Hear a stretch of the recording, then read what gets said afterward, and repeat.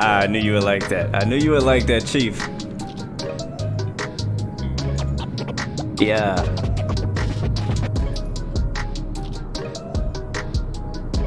Hold on, let me get my face on. Let me get my face on. What's going on, beautiful people? Welcome back. It's your boy Blue. Great to see you guys once again. We're back on Microsoft Flight Sim, flying the newish CRJ 900. If you guys are not aware, the CRJ 900 and 1000 came out. I believe it was last week. We've been rocking with the CRJ 550 and the 700 and been really liking it a lot. So this is my first chance getting to take a look at the 900 variant. It's only a little bit longer, only a few more seats. It's basically the same plane though. We'll be trying it out today, rocking with the Thrustmaster TCA yoke and throttle set. You'll see that here in just a second.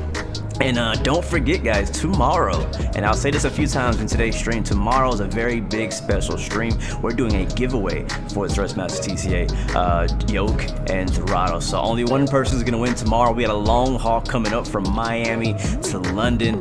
Can you believe it? It's just around 8 hours. It's going to be nuts. So today, we're gonna do some short regional hops. I got 2 flights planned, guys. Welcome to Ohio. We in Cleveland today. We in Chief Sim Pilot's neck of the woods right now. This is actually all free scenery, believe it or not. and I was surprised because we don't even have a good scenery for Cleveland and X-Plane. So but yeah, it's pretty good. We are here at Charlie 27, and you're also seeing a few things we're rocking today, guys. A few things, a lot of things going on now that I got my Microsoft back up and running. For one, we also have a sim update coming up later this week. We're not going to talk about that right now, but we're rocking FS Realistic today. If you guys haven't heard of it, it's like a, I don't know what you call it, a plugin or some kind of add-on that adds a lot of really cool camera shake effects and sound effects to your sim, no matter what plane you're flying. So I've actually really enjoyed it so far, so you guys need to see that in action today. And also, we're rocking the Aerosoft Simple AI Traffic add-on as well, which is actually a payware add-on. There is a free one out there too, which I looked into, but they all look kind of complicated. This one was basically, I dropped it in my community folder and it just works.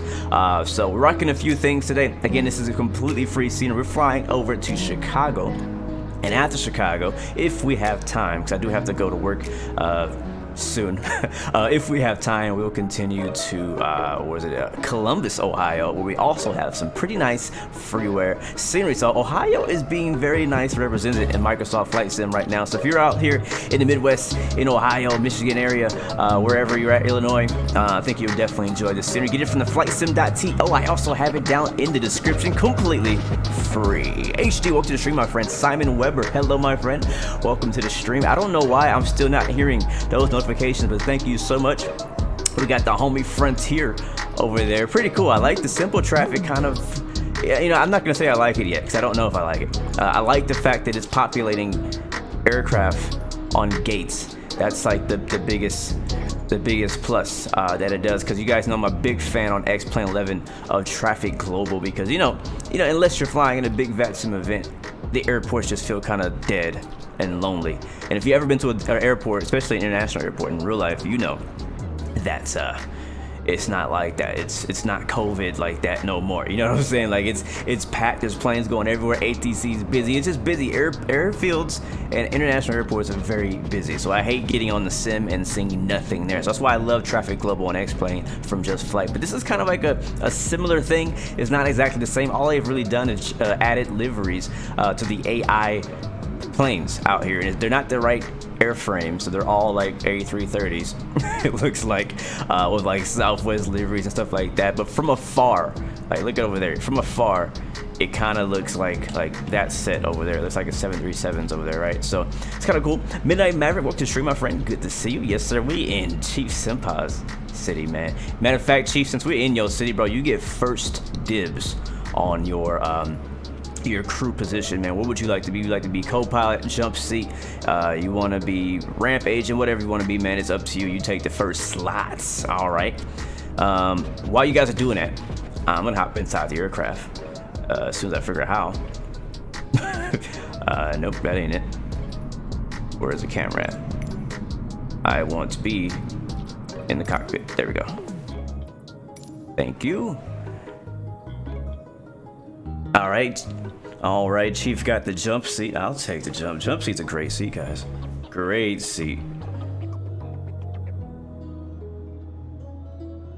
Hopefully you guys had a good week so far. I mean, the week's just getting started, man. It's been so busy around here.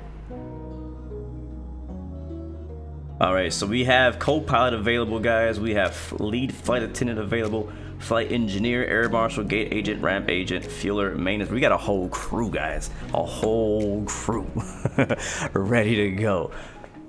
All right, Antoine, I got you as first flight attendant. Gotcha. It's only take a second, guys. I like to do this for all of you who show up early. Kind of give you guys, you know, something. You know what I mean? Like it's I don't know. I can't really give you guys much. You know what I mean? But I want to give you some kind of recognition, you know, for coming to the streams, being faithful, showing up early, hanging out, showing your love and support. Even if you can't hang out the whole time, it's all good. I understand people got lives, they got work to do. So our lead flight attendant will be Antoine. Jump seat is Chief Sim Pilot. And I know you guys are dropping them in there. I'm putting them as I see them. I'm putting them as I see them. So sorry if I missed your name. I'm trying to catch up with the chat. Yes, David, this is Aerosoft Simple Traffic. Yes, it is. So hopefully we like it. Hopefully we like it. Again, this is actually my first time trying it or using it. So hopefully, hopefully it'll be good. Oh, somebody else says they live in Ohio. Who's that? Whatever you say, it's Cap. Welcome to stream, my friend. He's also from Ohio. Good to see all my people out here representing Ohio. I'm not sure if you guys have like a nickname for your state, but Jay Knows the Way will be co-pilot into Chicago. Beautiful. I got you, bro. Jay knows the way. That's what we need as our co-pilot, the person who knows the way. Do you know the way? We also need a flight engineer in case, you know, we don't land very well. You know, I'm still, we got some landing practice in last week, but not in this plane. So you never know. Carol, you just missed out on that flight attendant. Sorry about that. But I'll put you in as flight engineer, Carol. I got you. I'm not gonna kick you off the plane. Speaking of kicking off the plane, guys, I had to work on the ramp yesterday. I'll be working on the ramp tonight too, and I got some stories to tell. So we'll be talking about that en route in Chicago or Columbus. So definitely stay tuned for some of my more ramp stories. And if you want to see more of, like, you know, I guess more stuff about that, you could also check out my Instagram. I post a lot of things on Instagram while I'm out there on the ramp at the airport. Ridge got ground crew. Hold on, guys, we're almost ready. We gotta get the people ready. Ground crew, so ramp agent, that's for Ridge. I got you, my friend. I got you. Be taking care of that. Gonna make sure I didn't miss anybody. Kid named Kenny will be our air marshal. I got you. He stepped on Midnight Maverick. Kid named Kenny, I got you, bro. Sorry, guys, if you're watching, we'll get the plane started here in just a second. I just want to get this knocked out. For all of my homies out here, guys, thank you so much for hanging out. All right, we'll stop right there. We'll add some more later on. So if you are trying to spam your position in the chat, I will not see it because we get the plane started. Let's get the NG. Sorry, let's get the what's it called? Music turned off. As music fades out, there it is. Beautiful. So again, guys, if you're just joining us, I'm sorry for all the craziness. We're just assigning flight crew positions as we do at the beginning of our streams. It's just, you know, something fun and interactive to kind of do to get you guys involved. But this is what we're gonna do. We're cold and dark right now. First flight of the day here in Cleveland, Ohio. I've actually never been to Ohio in real life, so definitely looking forward to flying out here. I've flown out here in the sim, but never in real life. So we got the jetway is connected, passenger door is open. That's how you guys got on board. We'll open the forward cargo and the aft cargo. We'll get our ramp agent Ridge to get those bags loaded up. We will have a full flight to Chicago today. Go to our pushback plugin, which is also our ground handling plugin. So we go to my baggage. We're not going to ask for catering because the catering truck does not fit on this aircraft. So to call out them, and then I think we're good there. So let's go and get the thing powered up and ready to go. So battery is where we're going to start. And please let me know if any of the sounds are too loud, so I can adjust. So logo lights on, nav lights on, seat belts, smoking signs, armed emergency lights. I'm kind of doing this in a whatever order I can remember to do it in. I will get my notes here. Where are my notes? Because I haven't flown this plane in a while, so I always gotta. This is exactly why I make myself a quick reference thing. All right, cool. So we need to put the NWS needs to be off. I think it already is. Yes, it is already off. APU, let's get the APU fired up. We'll start with the right button here, which is APU start. Oh, is it power? Power. Start. Yeah, power is first. So click on the power. Go down here. We should see the APU door is currently closed. It's now open. If we go to the back of the aircraft, it might take a second to get there. Yeah, we're not gonna do that. Actually, hold on. Let me get my camera a little bit faster. You do actually see the animated APU door. I want to show you guys something. We're not going to be able to see it until after our first legs, sadly. We should hear the APU power up once we turn it on, but here's the APU door right here. So I'll leave the camera right there for later. Go up top and hit APU start. That's going to power on. While that's going, we'll hit the hydraulic 3A, which is that switch right there. We'll go down to the bottom and get our navigation irises aligned. So that's gonna be this one and that one. Switch over to our FMS, which hasn't powered on yet, has it? It has not. So I have to wait for the APU to kind of power up to get those systems on.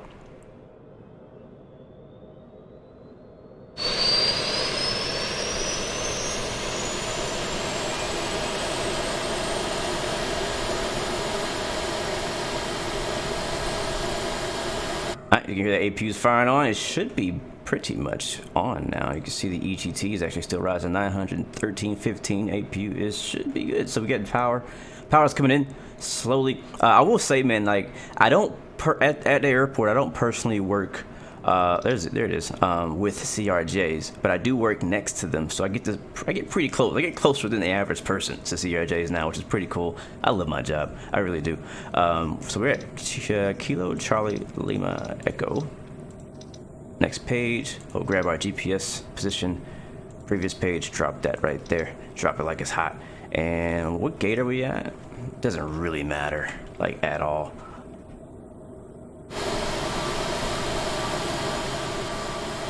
Charlie 27. But I have, I guess, you know, here's the thing. You get a greater appreciation for things when you see them in real life. And, okay, apparently that doesn't exist, so we're just gonna skip that part. But, so, like, whenever I started working with A320s, I was like, man, this is, I can see up close. I can kind of, like, you know, I get time around it. I don't have to rush, and you know what I'm saying? You just get a greater appreciation for things when you see it in person.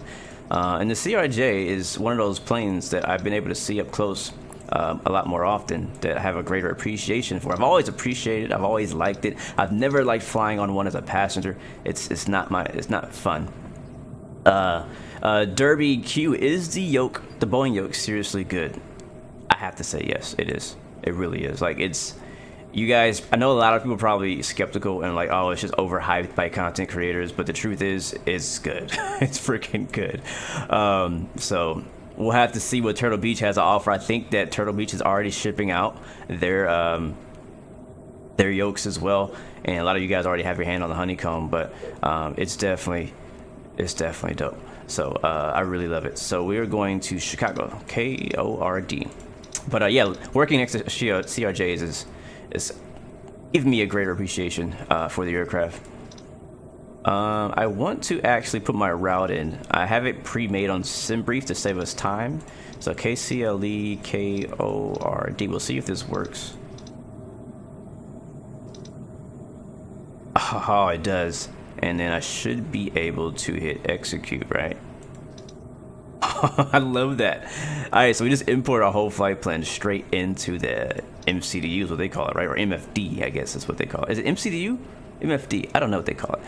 So we're good to go there. So all we need to do now is, I guess, go make sure our departure has been put in. So runway 24 left out of Cleveland, Chief. I'm not sure what runway they usually use. This is what SimBrief gave us, so we're using 24 left right now to be the Get Like 4 SID. Which is already put in. We'll go to our flight plan and make sure that all of our waypoints are in here. We are using SimBrief again.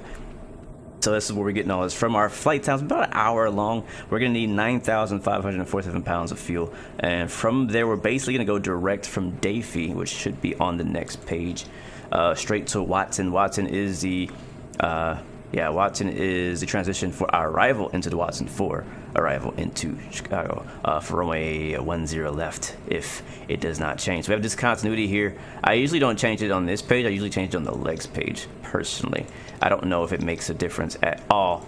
So we got WATSN here, we got a double. So WATSN there, WATSN there. We'll click on WATSN, previous page, and we'll replace that. Execute now. We no longer should have a discontinuity. That looks good to me. Let's go ahead into our EFB now. And we'll get our passenger load. So we got a full flight today. 90 passengers can fit on here. And that's what we got, 90 passengers. 90, enter. Forward cargo, we'll go with 320. Rear cargo, we'll go a little bit lighter. I'm gonna go with like 720. That's just a random number I'm making up. But I like to test myself, because now that I have to have a story to tell you guys as well about this. But I had my first day yesterday on the job as an active load master, so I pay a lot more attention to these weight and balance sheets than I used to. So fuel, 9,547, which is pretty cool. I actually get like the whole dispatch sheet and everything from the airline now, which is really sick. So we'll click on that, hit enter, set payload in the simulator. What that's going to do is that's going to basically do what it says, set the payload in the sim. So now what we have here is going to match what our aircraft actually has, and it's like an instant load. You get what I'm saying? Thank you, Captain No Gear, appreciate it, man. You should, man. I'm telling you, man. I mean, if you can, if you have the ability to do it, again, it's not an extremely high-paying job. I'm going to put that out there. It doesn't pay very well, no matter where you go. But if you love aviation and money is not the biggest of issues, right, and you have a driver's license, then I highly recommend, you know, at least give it a try. Working at a, you could always quit and go work somewhere else. Let's see, copy perf. Just go ahead and copy our perf information in as well. That's going to go straight to our FMS, and we also set all of our V speeds here on the right. Be flap 8 dry. I was kind of wondering if it was going to snow. It got really cold last night in Cleveland. Chief Sim Pilot can confirm that. I actually did a test flight into Cleveland last night in this plane to make sure that I was ready, and I'm almost ready. But it was real, like it looked like it was about to snow. It started raining. But I guess it was not cold enough. The snow was hot. Back into our FMC, and we'll go over to flight plan performance initialization. You'll see our new performance information is already here. We will be cruising at 34,000 feet, guys, today. There we go. Execute that VNAV setup. Don't need to do anything there. We can go to our perf page. Flex temp. It's probably not going to work. Let's see if it'll show off for me today. Haha, there we go. 4.6. And the rest of that is good. Let's go to our MFD menu. I'm going to click on window, put that on VNAV. That's going to put something on here. Is that my dog? That is my dog. Where is he? Must have went outside. I do not have any packages I'm expecting today, guys, so I am ignoring the barking today. All right, so we are good to go. We are ready to push. I love how easy and fast that can be when you know what to do. But I mean, it could be faster, but I'm going through here double checking things and stuff like that. So we are on VATSIM. I don't think I mentioned that, but there's no ATC out here, I don't think. No, there is no ATC out here in the Midwest. So, all right, that's good to go. Next page, let's go ahead and get ready to bounce. So, APU is already on. We'll get the pushback truck out here and ready to go. We'll get everything shut and closed. So, our ramp agent Ridge, we'll go ahead and get everything closed for us. And then our lead flight attendant will take it away. So we'll shut the door. Actually, we don't want to shut the door until you actually remove the jetway. That is how it works on a CRJ. And pretty much every plane. You don't want to close any door on any plane until you've moved the jetway out of the way. All right, beacon light on. And we'll get the toolbar pushback thing here and go to jetway, remove.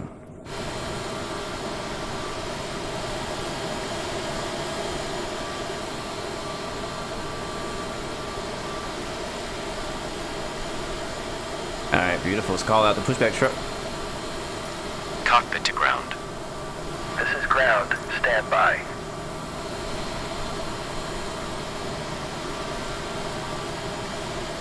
Alright, so he should be on his way to connect to us. And yeah, that freaking baggage cart just drove right through us.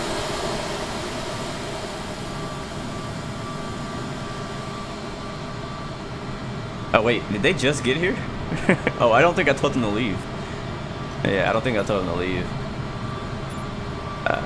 Go away. Bye-bye.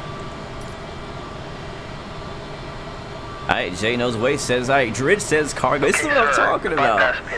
The crew doing a job. Out of T, welcome to the stream, my friend. What are you doing driving through my plane, sir? You're fired. Parking brakes are set. You may lift. Ridge, fire this guy. Parking brake set. Lifting the aircraft. Oh wait, they just lifted the aircraft with the freaking door open. Hold on, let me shut the door. Let me shut the door. Standing by for pushback. Alright, door's shutting. Alright, rocking the PSA. I don't know what that stands for. Anybody in the chat know what PSA stands for? I was gonna use their call sign, but I don't know how to say it, so I decided not to. Let's go ahead and remove the chocks as well. Before takeoff, we would like to encourage all passengers to watch our cabin crew display the safety features of the aircraft. Alright, we're ready to go. He's fired. I like it. I like it. I like it. Beautiful. All right, guys, let's get out of here. So runway 2, I think I said 4 left or something like that for departure. We can turn on the sky cam just for the heck of it. Oh, hello. Who is that? Boom, boom. I'll lower that for me. Let's go ahead and I feel like I'm forgetting something. Let's take a look at it. Let's take a glance at the checklist. Before start, landing elevation set. Altimeters, we've not done that. This is why there's checklists. What is the weather? I'm always like, what's the weather and where should I look? I have so many different ways that I can look at the weather.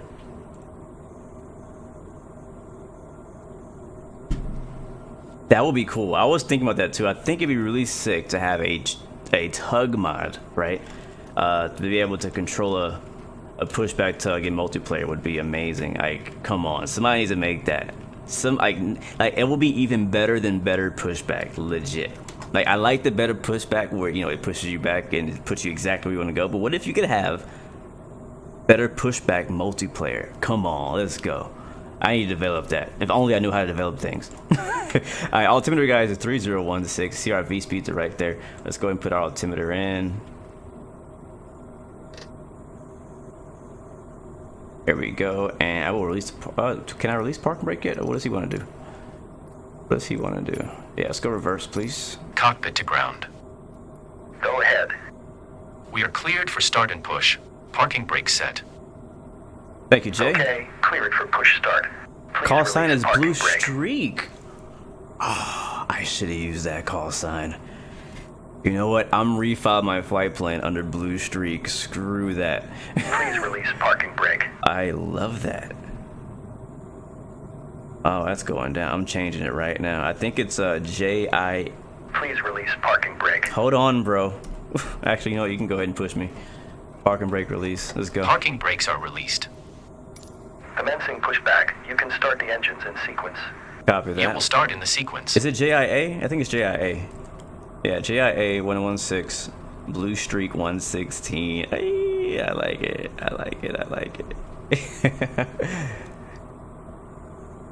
That's a clean call sign, right? That's a dope call sign.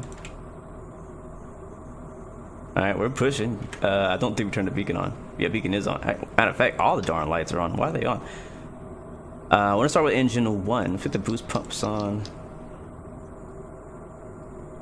I am hardcore trying to multitask right now. Alright, we need to push back to the right. There you go. Thank you very much, Ridge. And we'll hold for engine start. Frontier in the house.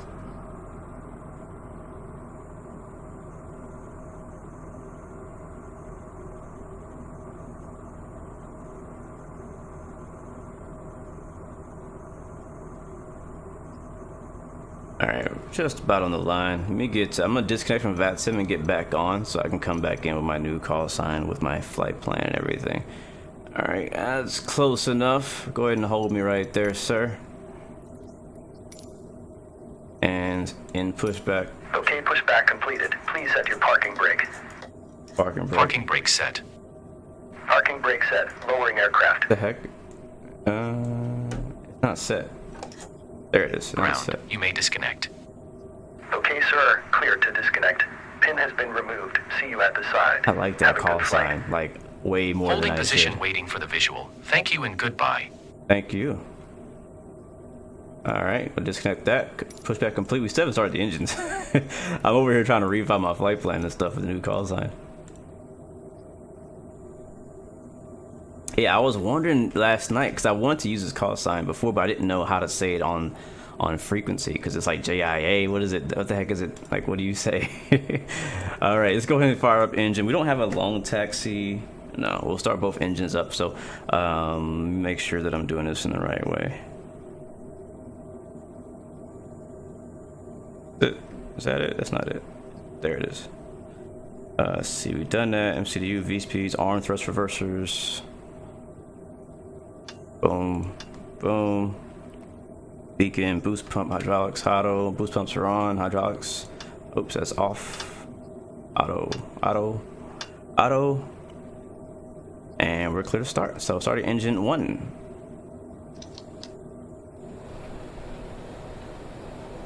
Put up Maxi Monkey, welcome to the stream.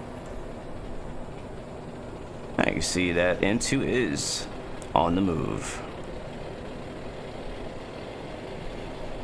Listen to it. That is an accurate startup sound. There's 20%. We'll click on this little red button here.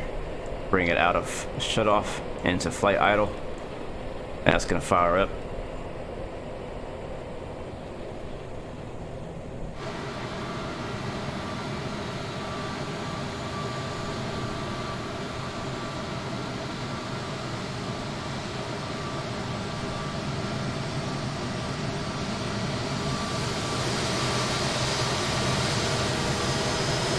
Sick.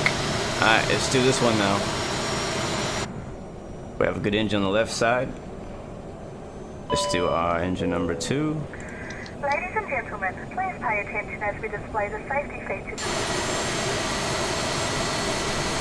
During an emergency, please remain in your seats with your seatbelts fastened and your seats in There's the 10%. upright position. In case of a drop in cabin pressure, breathing masks will drop from the ceiling and should be placed over your head. 18. I can't remember what percent we do it at. I just usually do it at 20. And flight idle. And here. In case of an Here extreme and emergency here. landing, you'll be instructed to get into the brace position, which is executed by placing your head between your knees with your hands over your head. Alright, we're in idle. We would also like to remind you that you should turn off all electronic devices. We thank you for paying attention during this brief presentation. Alright, next up, see, clear to start. We've done that. Bleed's gone. Pack's good. APU's we're about to turn that off here in a second. We'll turn on the nozzle steering. Taxi, flight controls, check. Oh, I probably should look at it, right? Let's see if it's following to raise it here. This is why I wanted to do this, because the CRJ has a, the same type of yoke that like you have like in a Boeing. Wow, big frame drops for some reason. Something happened outside, so. That's very well in sync. You can see there. So, flight controls, free and correct. Thrust versus are armed. Before takeoff checklist. Fuel cross flow, flight attendant, blah, blah, blah, blah. Okay, cool. We'll shut the APU off now then. Now that everything else is turned on, so we'll click on start and then stop or power off. What else? Probes to come on. Window heats be on low. We'll get the air conditioning on both packs on. Recirculation fan's gonna be on. Recognition and taxi lights on. Seatbelt signs are already on, and we are ready to taxi. Let's just get our flaps down to flaps 8. That is the garage door. All right, flaps 8 set. Let's go, guys. Oh wait, we don't have another engine on. What happened to engine 2? Let's try that again.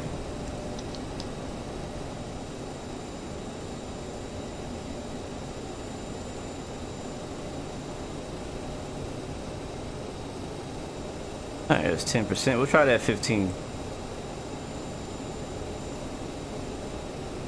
Actually, it's already in flight idle, so it should just kick on.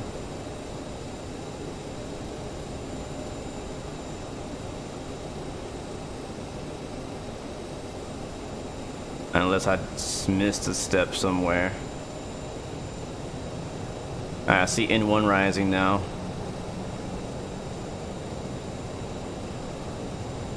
Oil pressures 13. Everything's still climbing. Yep, there it is. It's kicking in. ITT's rising now. That's good. That's a good sign.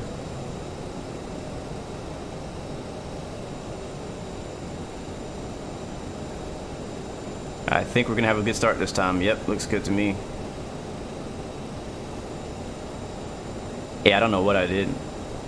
I must have, maybe I put the in the flight idle too late or something.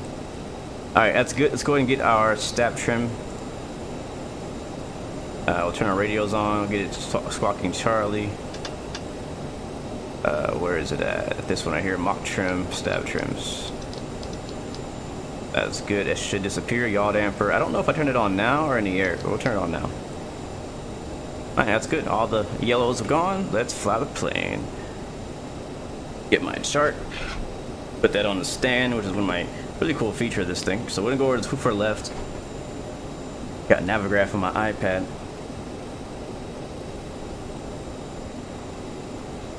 And park and brake release. Let's go. ATC is not online now. So it's just us, so we'll have to call out our intentions. Cleveland traffic. Blue Streak 116 is taxiing runway 24 left via Juliet 6 Lima 7 Cleveland traffic. I like that, Blue Streak.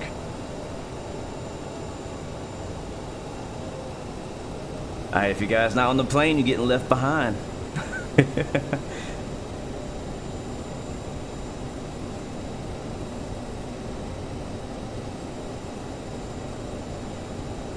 So I haven't got my track IR working yet. If you guys didn't catch last week's stream, I had to completely reinstall Windows last week, and so I lost all my preferences. I lost a lot of things, a lot of my applications and programs. So I had to completely reinstall Microsoft Flight Sim, X-Plane, iRacing, DCS, literally everything that I had to reinstall it. I haven't finished yet. I reinstalled X-Plane. I got half of that working. I'm still missing a lot of scenery. That's the hardest part with the X-Plane, is getting all my scenery connected and linked up. Microsoft is fully working, which is great. It's actually much easier getting Microsoft running than X-Plane, surprisingly. DCS, I've gotten it installed, but I haven't actually tested it to see. Hopefully I didn't lose all my button commands. That's like the worst thing with DCS, is all the button commands. So hopefully they... Oh, I just missed my turn. Okay, turn around here. And what else? Yeah, so I just have to reinstall everything. So oh, even OBS, even my stream settings I have to redo, because I lost those as well in the Windows refresh. So, but we're doing all right. Things are working pretty good. Honestly, Microsoft loads so much faster now that I have reinstalled Windows completely. But I think it also may be because I have not installed all of my Orbix scenery yet. I think Orbix may be the reason why I had the long load times. We should have a left turn right here. This should be Juliet. Yep. Bust a Yui, yes sir.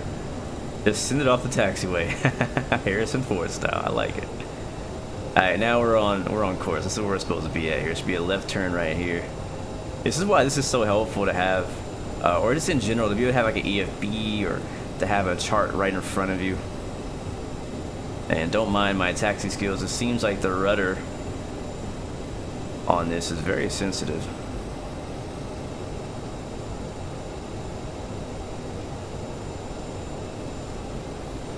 Here's our right wing view. If you just joined us, guys, this is Cleveland, Ohio. Next stop is Chicago. And I think Chicago is actually one of the like the premium deluxe airports. So it's not freeware, I guess. I don't know. There's a plane flying right over the top of us. But yeah, reason I brought all that up is because my track AR is not working. I plugged it in the other day thinking it was just going to plug and play, which it should. But it didn't. I guess I need to do some changes to my settings because it was just acting crazy. I am noticing this scenery is missing some taxi lines. I see taxi lights where the lines are supposed to be, but it's missing some taxi lines. But again, remember guys, we're using FS Realistic as well. You're not gonna... The captain has advised that we are now cleared for takeoff. How does she know? Like, how do you know that? But you're not gonna see the window of FS Realistic, but it is... Oh wait, is it turned on? I don't see it. Oh, I don't think it's turned on. Hold on. It should have automatically connected when I turn on Microsoft Flight Sim. Once you install FS Realistic, it should automatically connect whenever, or automatically like execute whenever you boot up the sim. Let me see if I can get it to turn on manually, because I want to definitely show that off today.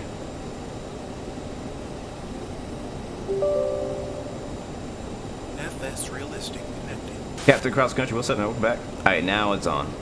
And it's connected. You probably may have slightly heard it in the background.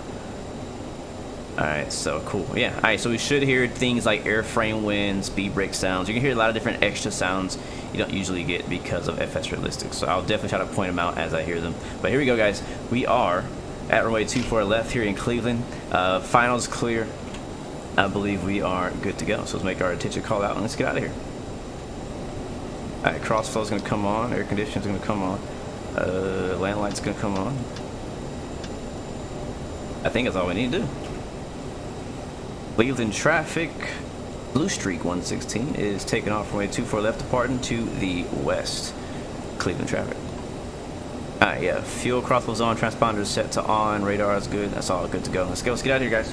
We've been on the ground long enough. I don't know if we're gonna make that second flight. If I take too long. Strobes. Thank you.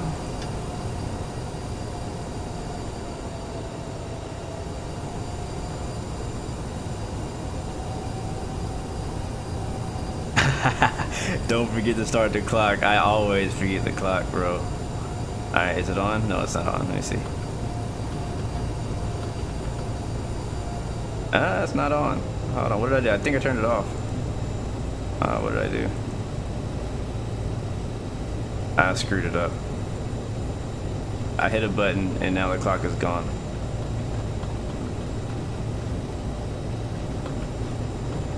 Chrono! Look at this, I think I messed it up. It used to be zeros down here.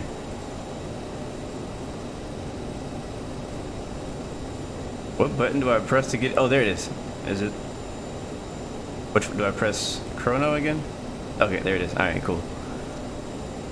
Yeah, it shows how much I know. So FMS is selected. Altitude 10,000. Let's go out of here. Alright, let's go. So, first when you go down here, hit the toggle button on the side. I don't have that mapped, so I gotta click it here. Alright, let's go. Toggle.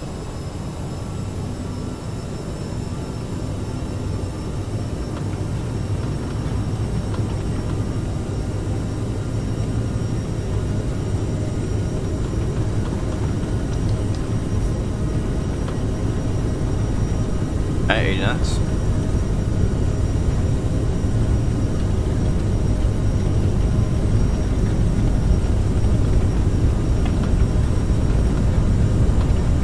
B1. Rotate.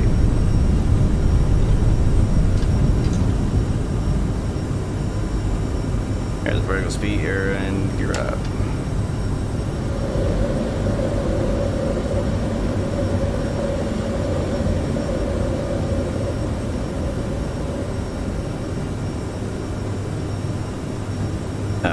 Nice. One thing we should have done before takeoff was change our altitude to go up to. So we'll just go to 10,000 feet and then continue from there. Pull up. Why is it saying that? Alright, flaps coming up.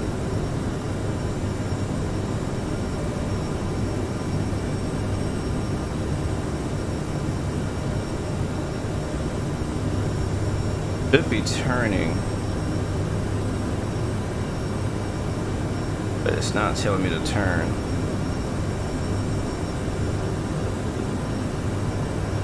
I'm gonna turn on my own here.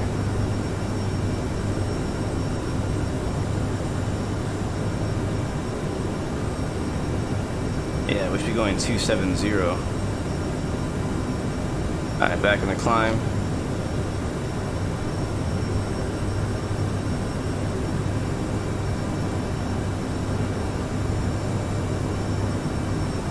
So why is it not?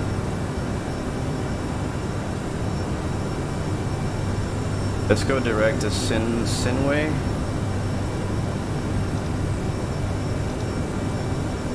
Execute that. Alright, I think it's, yeah, now we have the flight director working.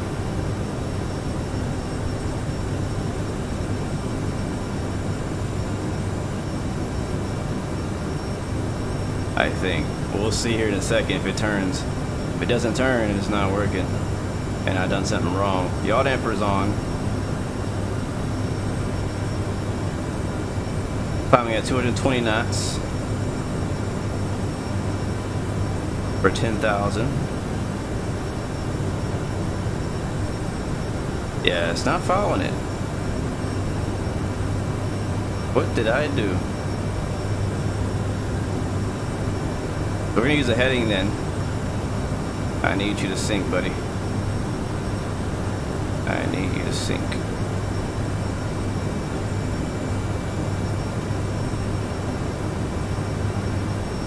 Alright, so I'm trim it out so we don't have to do as much work.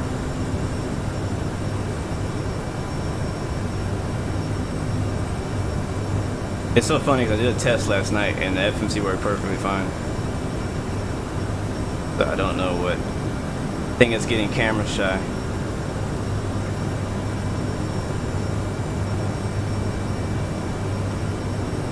If I gotta fly this whole thing by hand, I will. Here comes 10K. So this actually does work by default, which is pretty cool. Let's level off here. If we can, please. And I'll pull that power way back.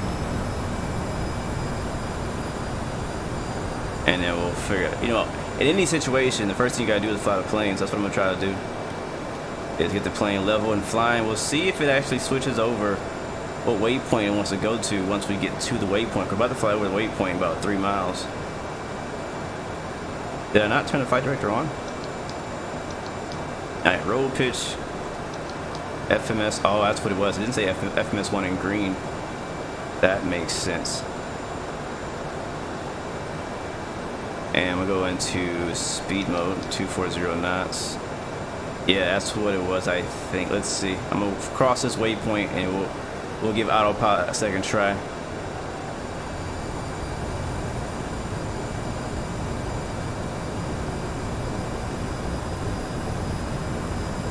Alright, autopilot on. Let's see what happens. Alright, so right now we have autopilot on. We have nav mode selected, FMS 1 in green, climb set to 240 knots. Let's zoom into the flight plan to see what it's doing.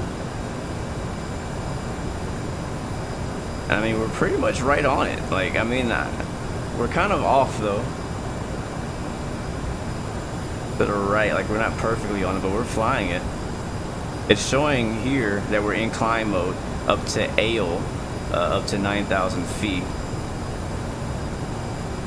And we're holding our altitude right now, so I guess there's no reason to be in speed mode because we're in altitude hold. But it is, you can see the plane's banking now to follow the flight plan, which is a good sign. So I think what happened was I didn't put it in nav mode like I thought I did, but also why are you turning left so much? The flight path is over there. So on our departure, it actually says at or above 9,000 at AO. That's why it says 9,000 A. Let's do this. Let's go over here, reach over to the right, and get our altitude sets higher. It is definitely being weird today. I'm telling you, this plane is camera shy. I did a test last night, and it worked perfectly on the climb. That's my vertical speed. It's not what I want. On altitude. Oh yeah, I'll put in. Well, I don't put in climb D10 yet because we're holding our altitude right now. Once we climb, I'll put in the climb D10. All right, so we're going to 34,000 feet today. All right, there's 340. There it is. All right, now I'm hit speed again. At 240, put it into the climb detent. So again, the throttle itself does not have a detent. You have to map like a certain range to be your detent. So don't think that this has a climb detent, because it does not. Turn it down a little bit. All right, now we're past 10,000 feet. That was, yeah, interesting. All right, we'll get those off. We'll get that off. I think we need to turn off this, and we'll also turn off the reverser arm, thrust reverser armed. Turn it off, and that's good to go. So, all right, cool. So it seems to be now flying it right. So I guess it was a user error there. I did not click something somewhere because now it's following the flight plan like it's supposed to. We'll zoom out our flight plan here and get a better look at what we got going on up ahead, and then we'll finally get a second to breathe and go outside. All right, cool. I can dig it. Let's go outside. Oops. CAS says wide 2 in op. Does it say that? Hold on. Oh, it does. Why is it all number 2 in op? I was. Okay, I think I double clicked it a while back. That's fine. Thank you. Good catch. Turn that down. Really good catch, man. Because I did not see that. Where are we? There we are. Oh yeah, there we go.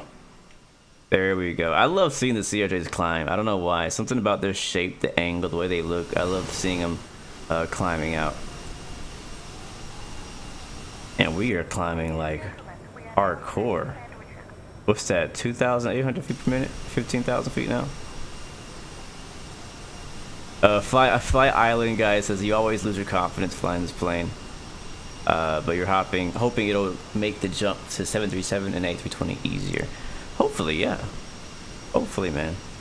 I feel like with the CRJ, if you fly it enough, you'll get that confidence. When you don't fly it for a long time, like I have, like me, yeah, I did like a little test last night to make sure it was working. But other than that, I haven't flown this plane in weeks, probably a month now.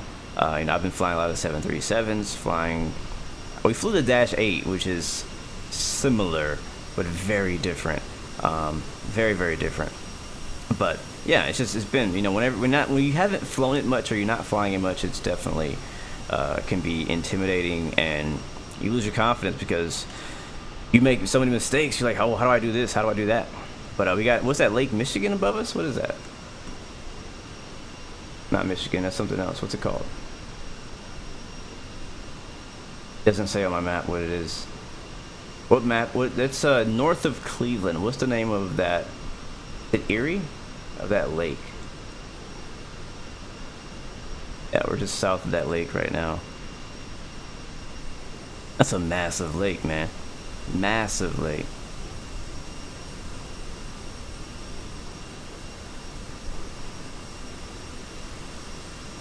Very, very sweet. Man, I'll tell you this, I really have missed Microsoft. I haven't flown Microsoft much in a while. That's actually a train yard right there. Pretty cool. So when I got it back installed, I was like, yeah, I get my CRJs installed. I get all my A320 updated. You know what I mean? So it's good to be back. But I'll say this honestly, I really did enjoy my time in X-Plane. I'm not saying I'm leaving X-Plane. That's what it sounds like I'm saying, but I'm not saying that at all. I've been really in a big X-Plane mood lately, and it kind of circles around the Dash 8 coming out. You know, really enjoying flying that plane on X-Plane. Also, I picked up the A300. We still have yet to stream that yet, but I have picked up the A300, so I gotta actually learn how to fly it. So there's that. You know, having a new yoke and stuff like that. So it's just been a lot going on. Just haven't been able to get around to X-Plane like I want to, but I'm really glad that, you know, with this yoke here, everything pretty much is plug and play. Like, you really don't need to necessarily map anything to fly on Microsoft Flight Sim. And I had a comment on X-Plane where the gear handle on the throttle, sorry, not on the throttle, the gear handle on the yoke wasn't working. Well, that's actually, it works out the box for Microsoft Flight Sim, up and down. So I really haven't found many issues at all with how this works in Microsoft, and I'm assuming you should have pretty smooth experience on Xbox too. Let's get that set to standard now, because we are above 18,000 feet. But I know a lot of people are still, you know, pretty, you know, some people are excited, some people are skeptical about this yoke, and I completely understand, because honestly, if I didn't have it, I would be skeptical too. That's just the truth. Why can't I click this? There it is. I think I click and hold it. But if I didn't have it, I would be skeptical too. Matter of fact, at FS Expo, I was skeptical myself. Even though I was there with it, I got to touch it, but we didn't get to actually put it in a sim at the expo. Let's get that wing light off. Rest of that will stay on. Should be a pretty smooth flight. It is nice and chilly down up here in the Midwest. Have I seen the AIG manager bring some great traffic to the sim? I have seen videos of it, yeah, but I have not tried it. Matter of fact, I was gonna download it. I was watching a video from somebody who was doing a tutorial on how to download it and install it, and I stopped about maybe 2-3 minutes into the video because I was like, oh, this is too complicated. At the time, anyways, I was just not in. I wasn't trying to spend much time to get it installed. So I was like, you know what, maybe I'll try it later. But big shout out to Aerosoft. They sent me Simple Traffic around the same time. I was like, huh, I wonder how this, how different this is compared to what everybody else is using the free version.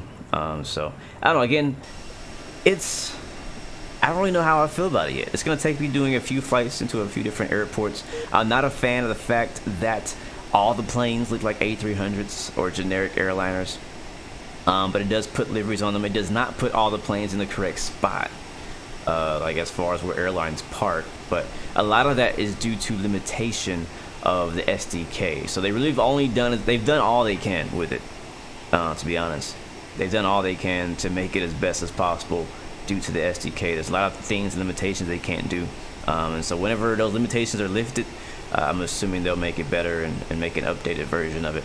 The same thing with FS Realistic. FS Realistic has done a really good job of making a really cool product, even within the limitations of the SDK.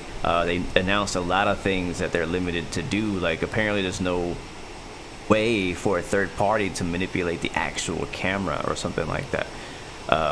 So I think they do the airframe is what they shake for the camera shake effect.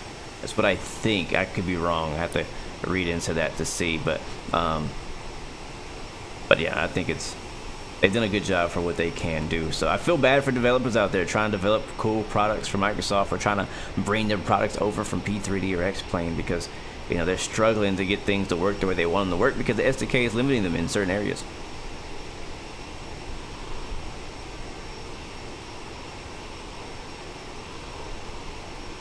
Yeah, I was really excited at first as well for the Simple Traffic idea, and the same with the free one. Either one. I mean, again, I haven't looked into the free one that much, so I don't know what all it does compared to the Simple Traffic from Aerosoft.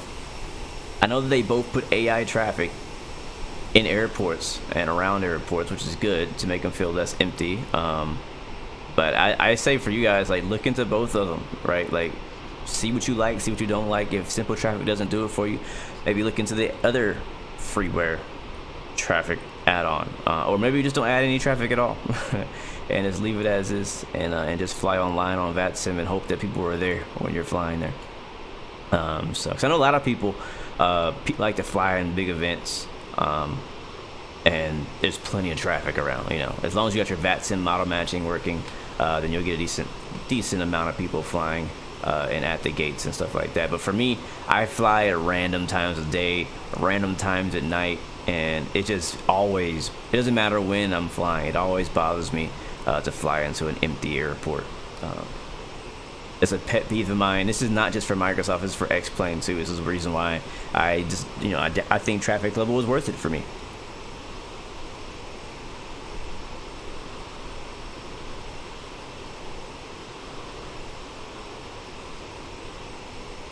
Do I prefer honeycomb, yoke, or Thrustmaster? I know this question's been going around to every streamer.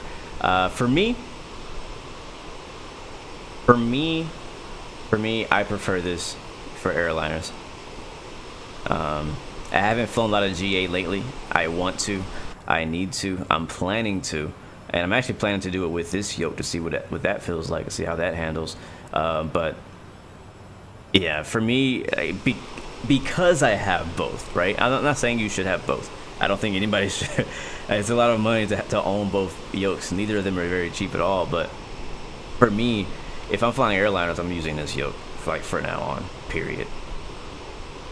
But I feel like the honeycomb yoke still has a place in my setup, for sure. Because I've loved the honeycomb yoke for a couple of years now. I've really enjoyed it.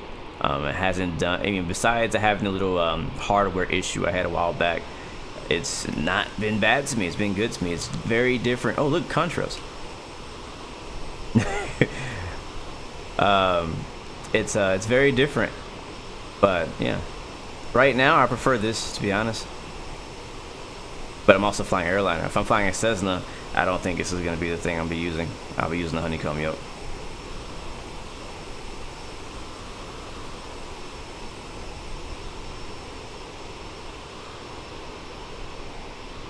What do you guys think of Ohio? Oh, another Contra.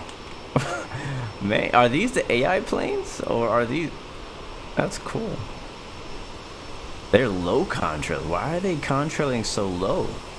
Because we're at 31,000 feet, and they're like, they gotta be maybe borderline 20K. I hope that answers your question. Does this fly exactly like the 700? That's a good question too. I don't really know, to be honest. Like, the difference is so small that the typical person like me is not gonna probably, like, I'm not gonna notice it. Like, I would have to fly this plane, you know, do a full flight, do a landing, do some touch and goes with this, go back, do a landing, touch and go with the CRJ 700 to see if it feels different in the flare and the flight dynamics. Like, I would have to do some testing to really tell you whether or not how different it is. And I didn't read the change notes either, so I don't know. Look, even more contrails. There's planes everywhere. Chemtrails, yeah, there you go. But it's like, in essence, to me, it feels like the exact same plane, right? It's just a different variant, a little bit longer. You can fit a few more passengers on board. Now, the 1000 is the one that feels the most different, because the 1000 is so long. Matter of fact, I personally don't like the one. I think that the 1000 is too long. I think you should have stopped at 900. I think you should have stopped at 900. Because I don't know, if I feel like the CRJ 1000 to me is an equivalent of the 757 300. Is it the 300? Yeah, the 300. Like the super long one. Yeah, it just looks awkward. Mike Sesh, how am I liking the new job? I'm loving it so far, man. I'm loving it. Speaking of that, I did tell you guys I was going to tell you a story, some ramp stories. So, I'm John. Welcome to the stream, man. Good to see you. Showtime, welcome to the stream as well, man. Hopefully I was able to help you. Emily, good to see you. Welcome to the stream. Brendan, hello. Welcome to the stream as well. Making sure I'm not missing anybody who came through.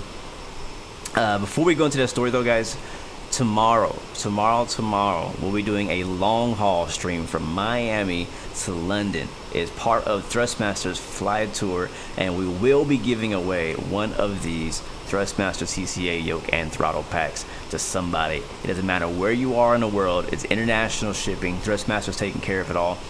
So definitely come back tomorrow in our live stream to learn out more on how you can win that.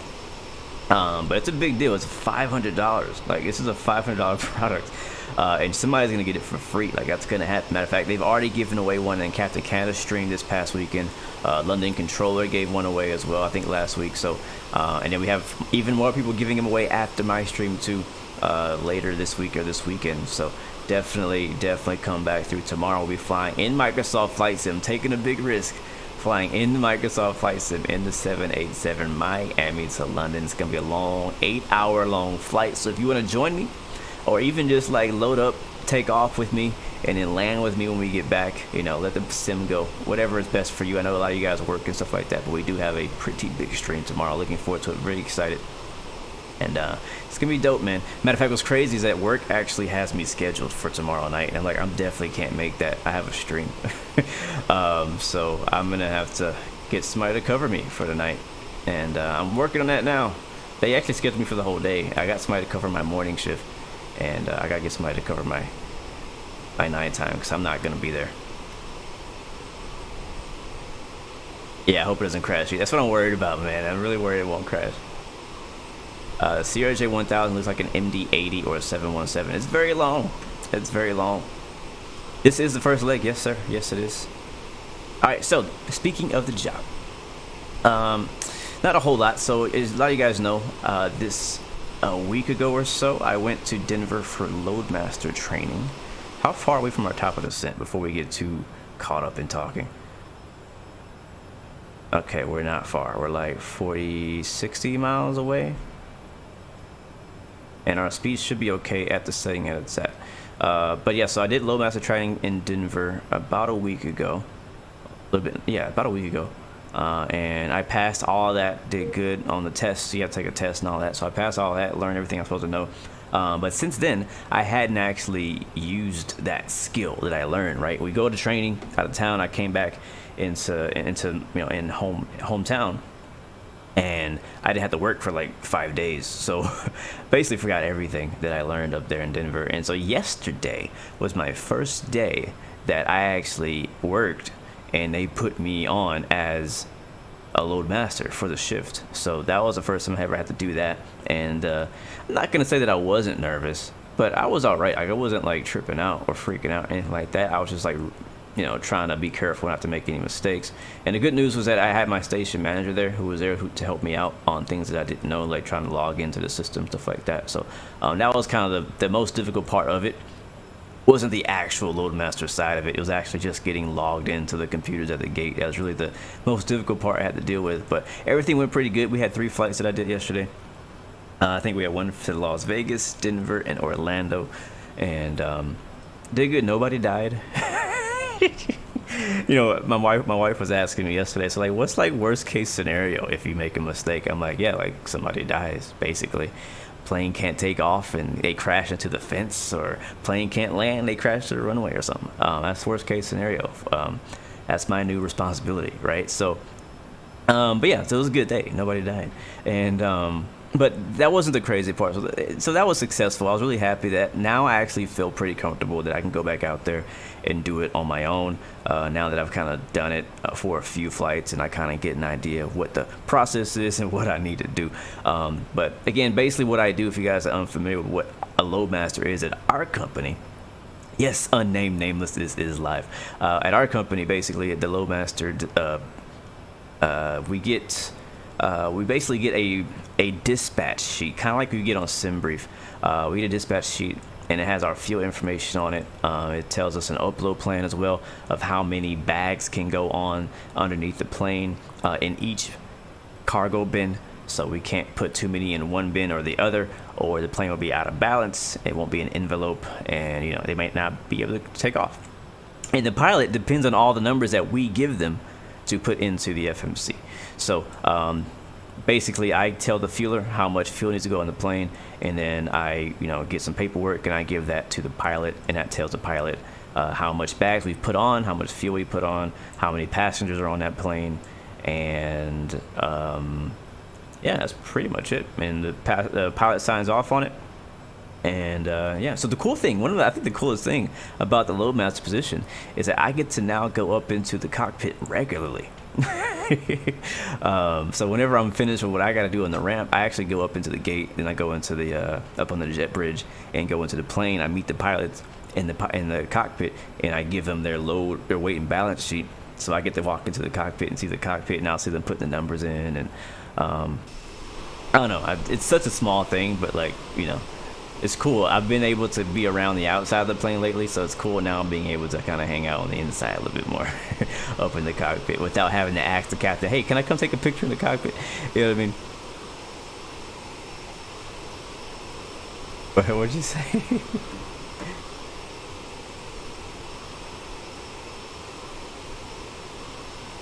Yeah, oh my god, Dad, look, that's the guy from YouTube loading bags, please pray.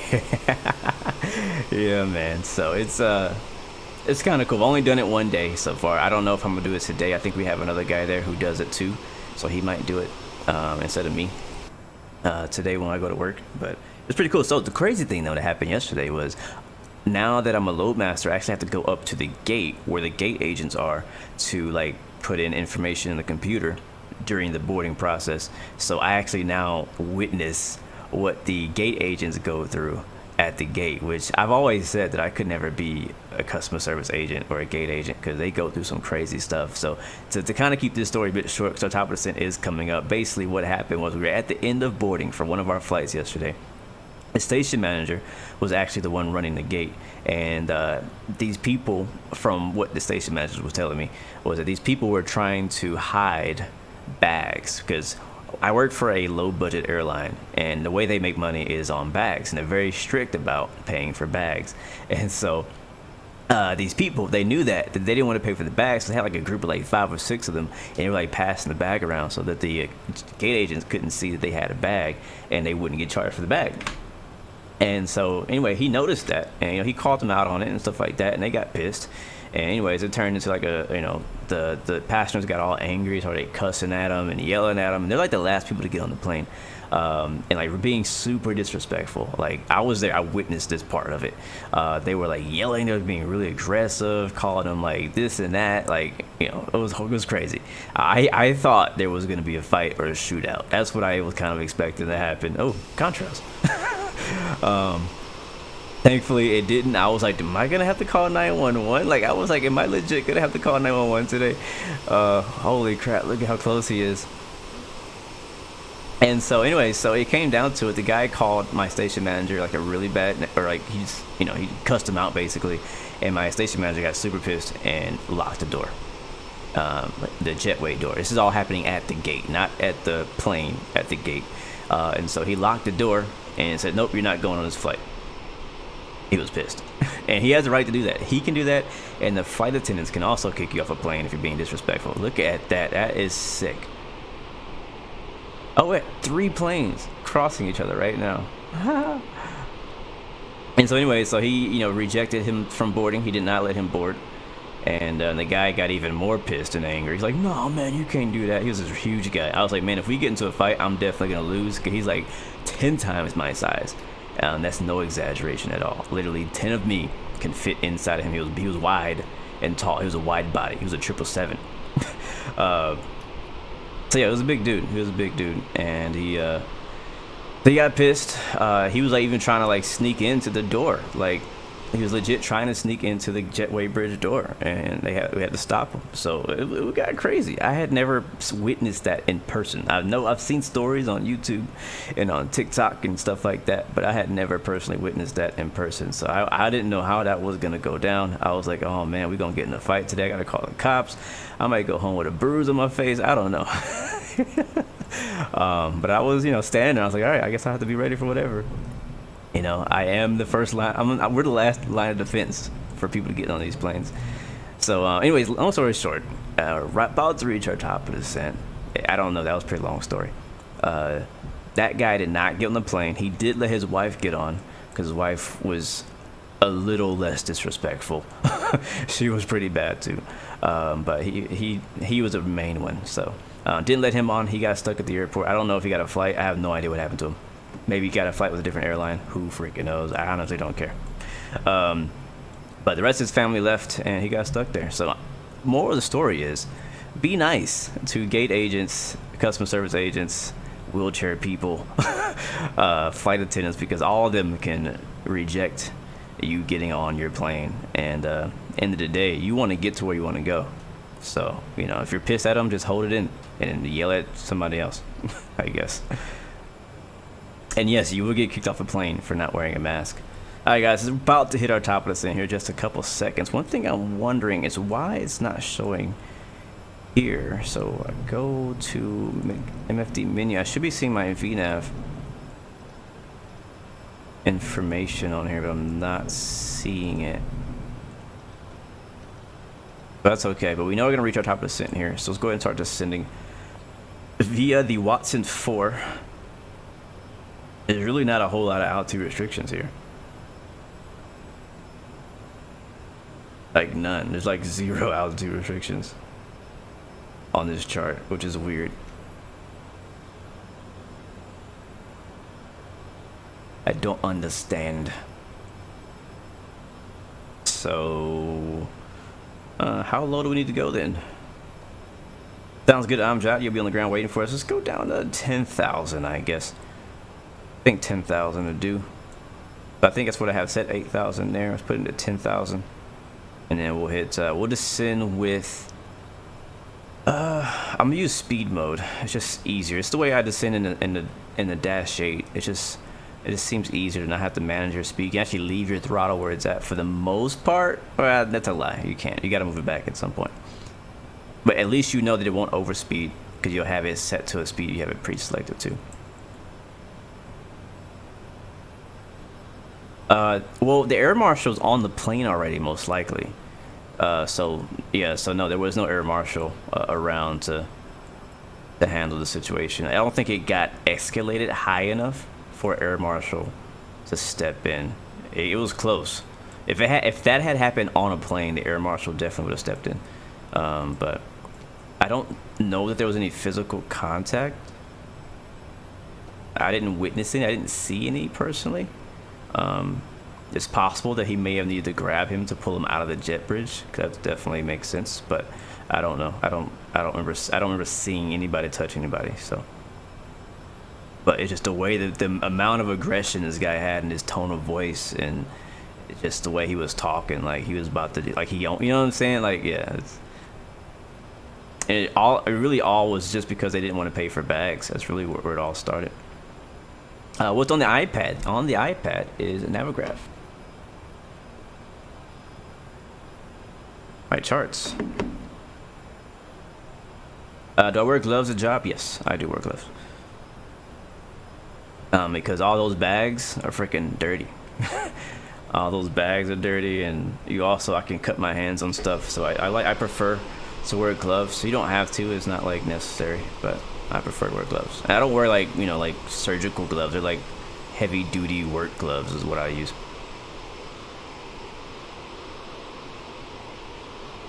Man, we've seen, I think it's because I have my AI traffic turned on to work with this simple traffic mod.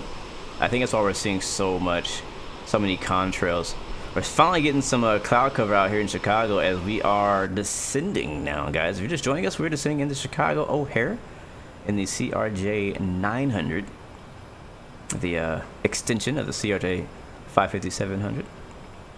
And we're definitely not going fast enough, so let's bring that power all the way back. So the way I kind of know is, the way I'm going to judge this descent is I want to be... Here's the thing, is we're landing east. We're coming in from the west. We don't even need to get down that fast. I'm going to put that power back in. I want to, see where a CNAC is here on our screen? There's a big gap here. CNAC is actually just over top of the lake, and it's pretty far away from Chicago. So we really, I don't know why our top of descent was so far out. But this descent is going to take forever if we stick with that. So I'm probably not going to go to 10,000 feet. I'm going to go down to like 12,000 just so we can keep our speed up. I don't want to be delayed too far back because we're descending so early. You know what I'm saying? So I'm going to go to 310 knots. I think my notification sounds did break. Did I get a sub or something? I'm sorry, guys. I gotta fix that. I don't know why it's not coming through.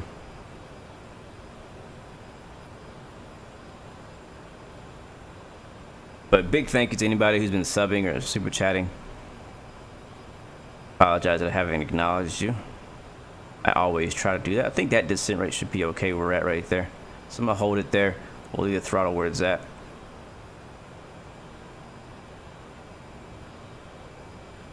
Oh yeah.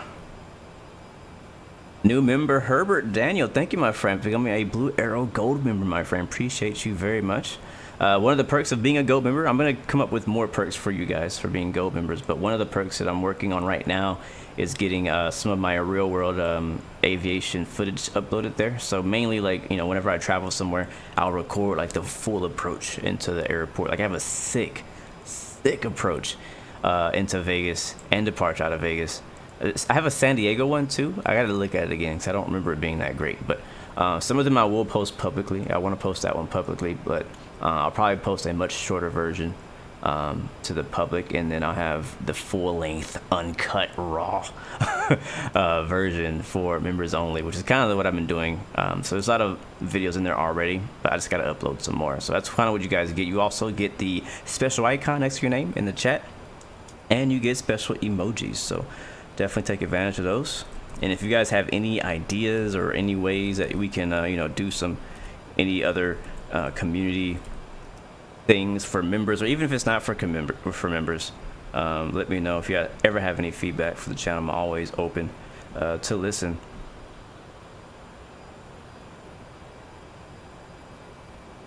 See if Streamlabs can tell me what I missed. You'll be golden exactly 1 month. Nice, man. Well, thank you, man, for the support. Again, guys, it's not necessary for you guys to be a member. It's not necessary for you guys to super chat, donate, or any of that, guys. You know that.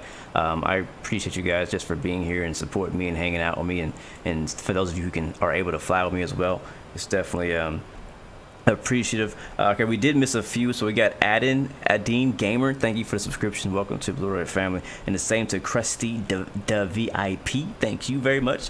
Derb Q, thank you so much for the follow on Twitch, my friend, you're amazing for that. Simon Weber did actually donate way earlier, so thank you for that super chat donation so much. And sorry I gotta find out why my notifications are not sounding out. And because they're not like right in front of me either, so I don't even see them when they pop up. So sorry about that, guys. I'm not ignoring you, I promise. Should you get the Eurofighter Typhoon and the 737 Max?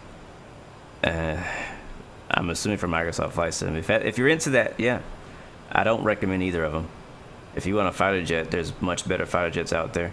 We're about to get an F-18 this week, I think, right? What the Gold Edition update, the Reno update coming out, I think Thursday for Microsoft Flight Sim. I'm actually looking forward to it because you know me, I love fast things. I love racing. I love flying fast and doing stunts. So I'm definitely looking forward to that Reno update coming out with the Microsoft Flight Simulator Gold Edition version, and I'm looking forward to checking out the new F-18. So we'll probably in the near future be flying a lot of things that are not airliners soon.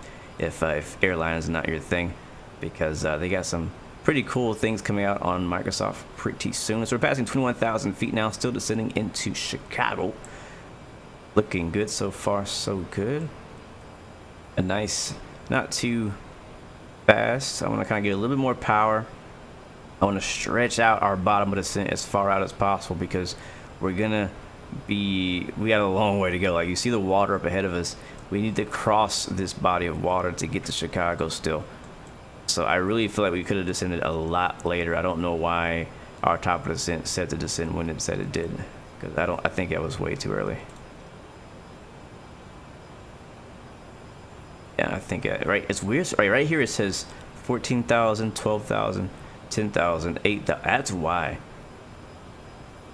Yeah, that's why we descended so early. And I think the reason also is why, because you guys can't really see it on the chart because the chart's too far away, but when we get up to here, we'll be coming in from the east, going east to west, right? If we were landing west, then it makes sense to be much lower, but since we're landing east, it doesn't make as much sense to be so low. So but we still got to pass the airport, come back around, and then land on the 10s. I don't have any gate plans. If you guys have a gate plan, let me know. We can park there. Did I get the new Forza? Yes, I did. And you know what? I've been wanting to show you guys this. Is Discord open?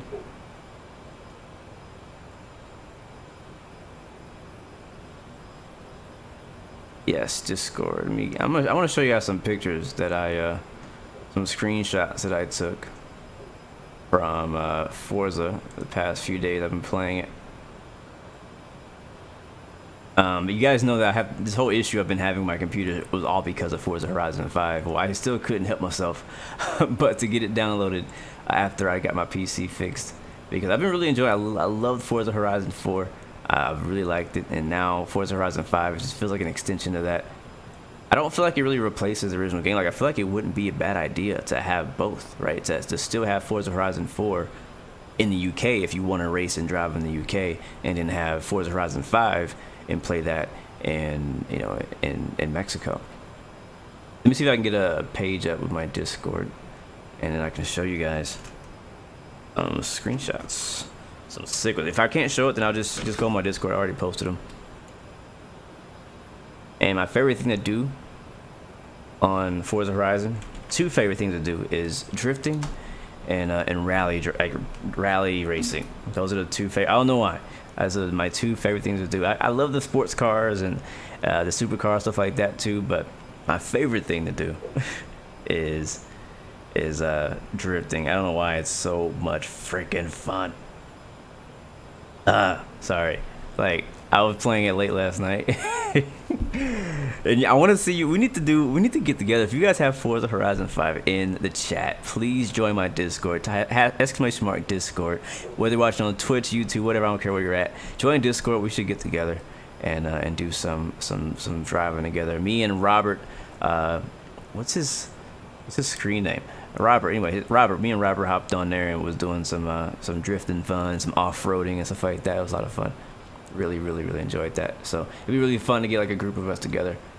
And I'm not planning on streaming that. Maybe we can. Maybe I can be a member only thing. No, probably not. I'd rather just let everybody join us. But it'll be a Discord thing, and maybe I can, post a video later of what we've done if you guys want to do that. But for me, Forza is more of a what's the word? Like, there's certain games that I play that are for me. Right, where it's like, all right, I'm not planning on streaming this. This is just for my personal enjoyment to enjoy. I'm not trying to make any income from this. I'm not trying to make any, I'm not trying to grow my audience from this. It's just something I like to play, and I'm going to buy this game and play it. And that's what Forza Horizon 5 is for me. So I'm still trying to get Discord up because I haven't set that up in my OBS yet. So hold on. And the same with any other games. If you guys want to join us on DCS, we are actually, I haven't really announced this yet. But we are actually planning to create a fighter squadron for DCS World, and maybe it might even cross over to Microsoft from time to time. But we're planning on making a fighter squadron where we can get together and do co-op missions and stuff like that in DCS and whatever jet we decide to do it in with our Livery for the Blue Arrow Force. So if you guys are interested in that, maybe you are already into DCS, or maybe you're considering getting into DCS, it's definitely a good way to learn, is to get around people who are flying it and playing it. So let us know. Again, on Discord, there's a channel for that. And then obviously, you could always hit us up if you want to do a flight on Microsoft or X-Plane too, because we're always doing that. Lots of people playing X-Plane and P3D in our Discord. There it is. Ha! Found it. Alright, make sure there's nothing in here that I can't see. Alright, boom. Sorry I took so long. Let me check on the flight before I get too distracted. I have it ready now, though. Alright, let's see. So we are coming up on CNAC. We're at 18,000 feet, and I'm okay with that. Because as you can see, we have a long line here till we get to Chicago. We're not landing west, we're landing east. And it's actually going to be vectors here, so we're going to stay on the vectors as this is going to turn us left here in just a second. And we're just over the water. I didn't put the Microsoft replay mode. I do have Microsoft replay mode ready to go. Or I'm sorry, I have the flight control replay set up and ready to go for today's flight. So don't let me forget to turn it on. See how we're doing on time. I think we should be able to make a second flight. I'm a little concerned. We'll have to see if we can make the second flight or not. Because if we're tight on time, we might skip the first replay and watch the replay going into our second destination. You actually see Chicago right there. Yeah. It's the replay mode missing a link. All right, I'll have to get that for you guys. There is Microsoft is supposed to be having their own developer version replay mode coming up this next update too. So we'll see, man. It's a lot of big updates coming up end of this week, guys. So definitely stay tuned and be careful too. Make sure you wipe out your community folder before you install this next Microsoft Flight Sim update. And any update, you need to make sure you do that. Let's keep that descent coming. How are we doing? Are we still descending? I think we're good. Huh. Alright, so we're vectoring. We got that. Zoom this out a bit. We're probably going to go left traffic north of the field. That's what we want to do. That's what we need to do. Because right now what it has us doing is going straight over top of the airport. And we'd have to make an exact 180 to get back onto the approach. We don't want to do that. We want to go like kind of like, we want to loop it in. So I'm going to vector myself with the heading bug here. Not yet, but a little later to kind of get us around and back in for only 10 left in Chicago. All right, sounds good. We got a terminal assignment through ACARS from Amjad. That is terminal 5, gate mic 14. So I have to type that up because I don't know what the heck that is. No idea what that is.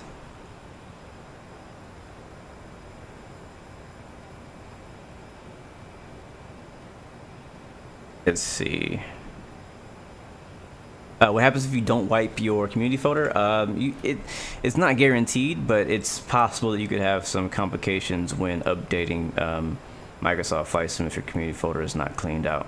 At least in past updates, we've had problems where if things were in your community folder, things would go wrong. So it's not guaranteed. It may not happen for you, but just to be safe, if you don't want to have any complications, then it's good to go ahead and wipe out your community folder. Don't have to delete them. Just move it out of there to somewhere else, and you can drag them back in after you've updated to get your stuff back. So you don't have to delete them completely. Just move them out of there. Capiche?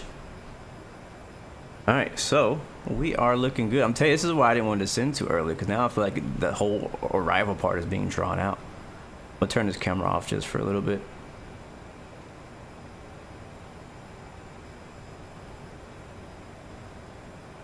And I guess one thing we could do, since we're kind of like at a slow part, is we can just check and make sure we have our ILS and stuff plugged in, as well as get our altimeter. Matter of fact, whoever our co-pilot is, can you get my altimeter and weather information for me while I set up the ILS for 10 left, please? Thank you very much. Go to radio panel, and it's probably already put in. We're just gonna double check. So 111.1, that is correct. Our CRS will be 093.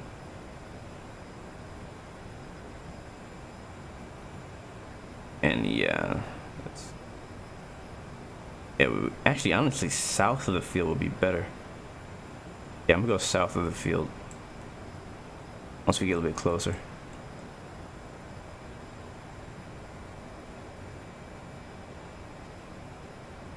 Yeah, that's what I do, David. It's funny, I actually have like 3 community folders right now. I have my actual community folder where my Microsoft uses. I have one called Com1, which is community folder 1, which is like a ton of stuff in it. And then Com2, there's another one, and Com3 is like the one that like, this is what I want to put back in, because I don't just throw every single add-on back into my sim after I update it. I kind of leave it a little clean for a little bit, and I slowly add things back into my community folder to make sure that they actually work. So let's go ahead and descend, and I'm gonna vector myself a little bit to the left. You see the airfield is right there flying over. We should be seeing downtown. Oh, there she is. Oh yeah. All right, let's get this thing situated so we can look out the window. At 310, so it's a little fast. Let's bring our speed back to 250. That'll be good to get us below 10,000 feet. I'm gonna go all the way down to 8,000. Down to 8,000. And the CRJ still takes forever to scroll. And on the actual throttle, Thrustmaster throttle, as of right now, it's a little slow to scroll. It's not actually working for the altitude for some reason. Alright, so power's come back. We're descending. Look outside. Is CRJ worth buying? I think so. The question really is do you want the CRJ, the whole pack of the CRJ, or do you just want, like, you know, the 700 version? If you're not that big in CRJs, then there's no reason for you to get the full pack of CRJs. Anybody in the house from Chi-Town, from Chicago? I have been to Chicago, I think 2 times in my life. I love going up and down the river, up to the lake. That was fun. Last time I went. Kalmar, welcome to the stream. Good to see you.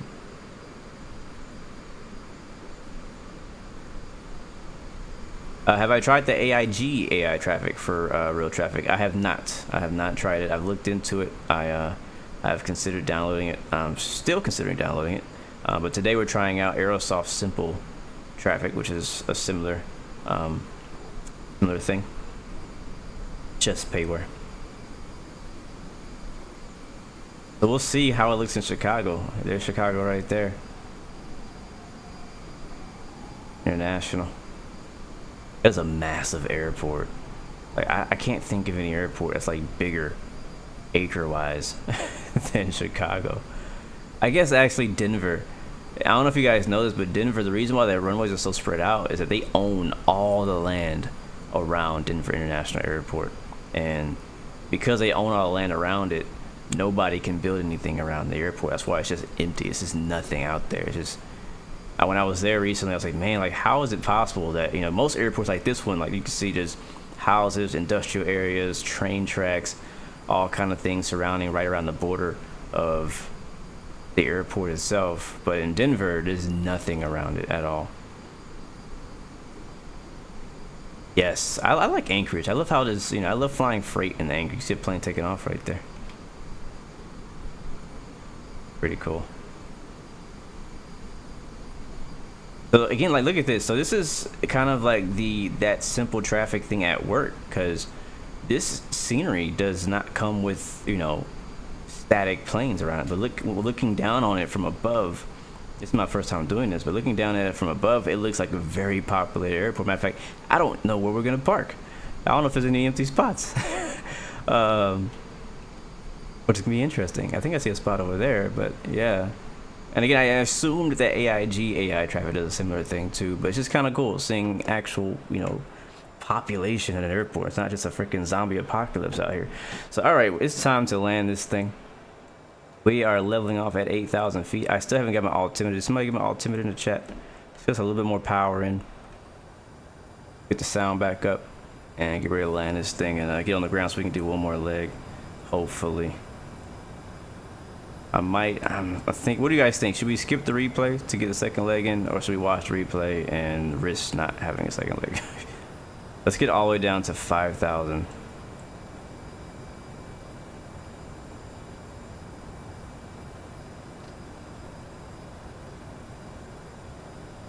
Also, my radio panel for some reason is not working with this version. Okay. All right, land lights need to be on. Boom, boom, boom. Hopefully we don't lose an engine on final like we did in the Dash 8. That was horrible. Alright, let's go over here to the descent. Landing elevation set, feels good. TCAS is set. Landing like a good. Performing landing. Flight attendant advised. Passenger signs are on. Thrust reversers. Let's get armed.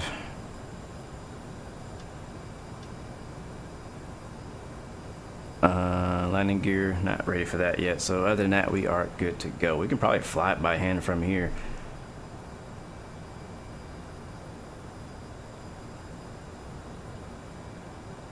All right, second leg. It is. Did we still not get? Where's my first officer at? Where's my altimeter, guys? Need that information right now. Let me see. I'll grab it.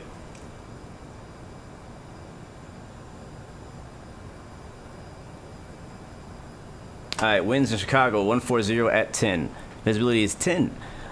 Few 20,000, broken at 24,000. Temperature 07, 2.01. Oh, it's actually gotten warmer. Altimeter 3006.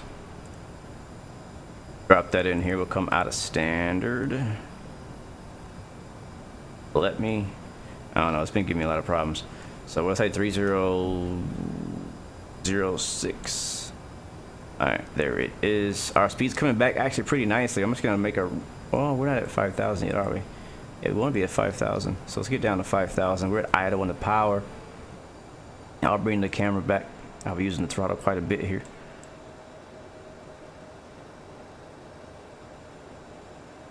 And what we can do actually is go into heading mode.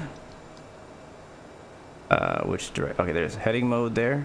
I'm gonna switch over our nav source to Loc 1. There we go. So now we got that, and then the CRS is 093, I think is what it is. So all we need to do now is basically get down to 5,000 feet, make a 180, and then land a 10 left. Look all. Chicago traffic, Chicago O'Hare traffic, Blue Streak 116 is on a right downwind runway 10 left. Chicago O'Hare traffic. Yes, sir, Dwayne Hercules. There will be a giveaway tomorrow, so make sure you be here. Giving away the TCA Boeing Yoke throttle, and Boeing Yoke and throttle tomorrow. Do not want to miss it. And we're doing a long haul. We don't do many of those. This will probably be, I think this might be the longest long haul I've ever done. Alright, let's make that right turn and see if the heading will work. Yes, it is. So we'll kind of scroll that to the right. We'll make a 180. O'Hare traffic. Blue Streak 116 is turning right base for runway 10 left. Chicago O'Hare traffic. You actually see on my TCAS there's a ton of traffic on final. I don't know what they're doing, but there's a ton of traffic on my TCAS right now. Alright, little power. Just a little bit. It will probably come down around 200. I want to be around 200 knots right now. We're not far at all. We're like less than 10 miles.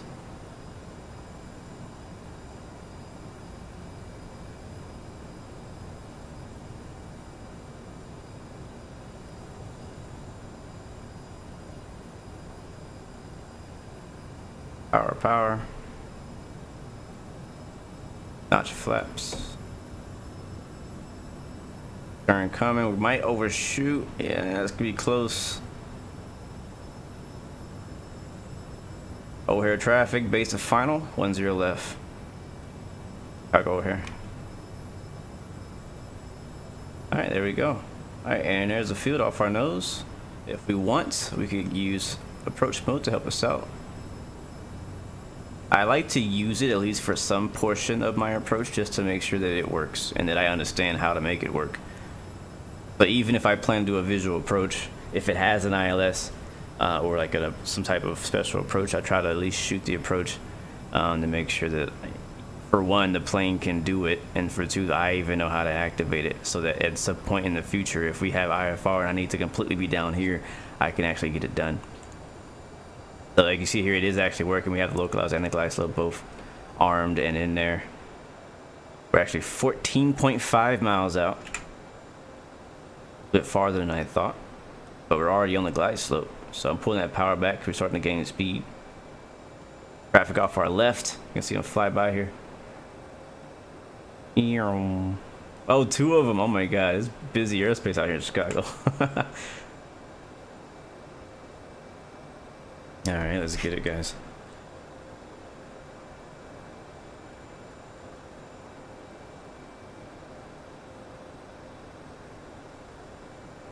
Let me get my airport charts.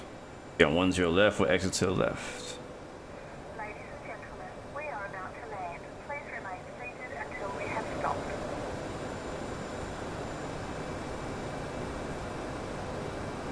Alright, we'll make the call at 10 miles. Thank you, Jay, for the METAR. Another notch of flaps.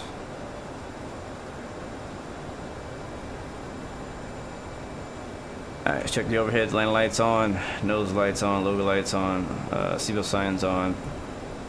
Flight attendants are prepared. Alright, let's get it. Getting a little fast. I'm gonna drop the gear for some drag.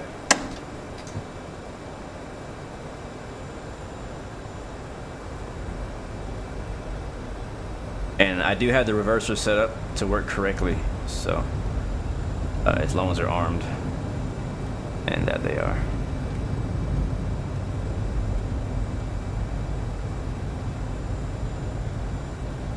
A little fast, trying to get that speed back. We are, was that 8 miles? Yep. Over here, traffic. Blue streak 116, 8 mile final, 10 left. O'Hare traffic. And another notch of flaps coming in. What is our V speeds here? 9. And if, I'm not sure if you guys can hear it, but you're hearing gear sound right now, like gear drag sound right now, and that is from FS Realistic. You're also hearing flap sound, so when the flaps come out, they make a kind of a draggy sound as well, and you're hearing that from FS Realistic. That flaps coming back to full. 1,000. Yeah, we're not doing replay. I forgot. Alright, no replay for this leg. We'll do it in the second leg.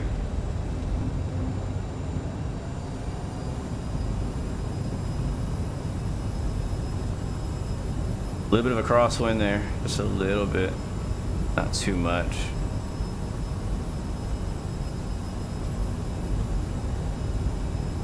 Thank you, Terrence, for that sub. I just happened to look at and see it. Welcome to Blue Royal family. Appreciate you very much. Alright, guys, still a cockpit from now on. Look at that crap. Alright, guys, wish me luck. I'm going in.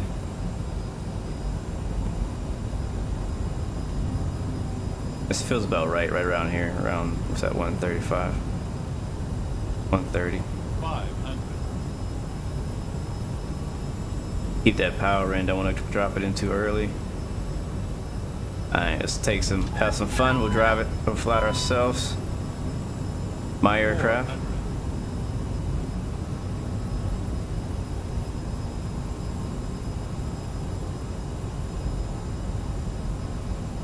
300.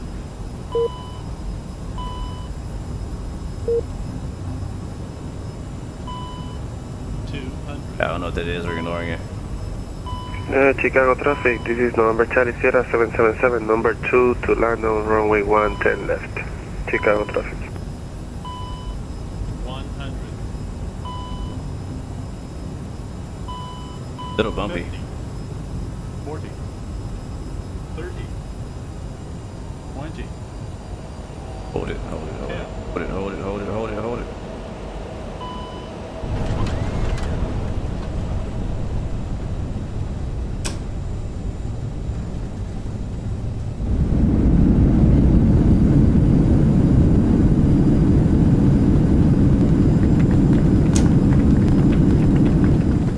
Alright, let it roll out. Got some hand claps. Thank you, thank you, thank you.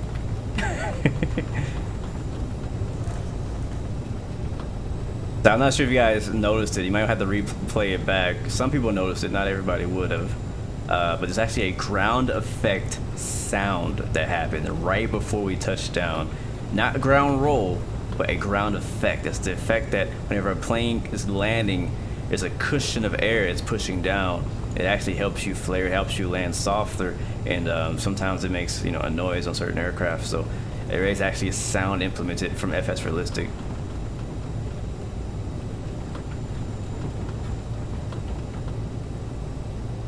Just pretty cool. Please remain seated until the aircraft has come to a complete stop. All right, there we are, guys. Welcome to Chicago, O'Hare in Chicago, Illinois.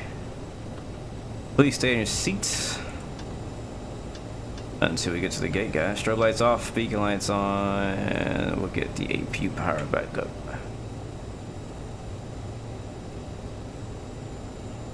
Aye. Getting quite a lot of frame drops here in Chicago. I'm gonna hold it right here at Alpha 15.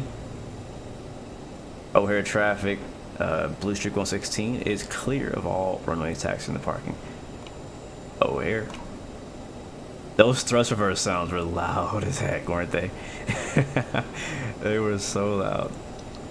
I hit the wrong button earlier, didn't I? Alright, so yeah, I think it's most likely the fact that there's a million planes here that my frames are dropping. So we gotta park way over there. I don't know where parking spot you gave me earlier, but I know that some of the CRJs park over at C. I think it's C. Not sure what the terminal name of that is. I'll make a left turn here. I think they park. I could be wrong. I could be very wrong. I don't live in Chicago, so I don't know. APU is firing on. APU door is open. We'll pop that on, and we're actually gonna shut off. I don't know why. I'm like obsessed with single engine taxis now. So shutting that right engine off. Flaps are up. I'm just gonna taxi on the left engine. I don't know what that yellow thing that popped up earlier while we were landing was. We were getting like a master caution warning earlier. Discord's working for me. What was our landing rate? Let me see. Or a taxi.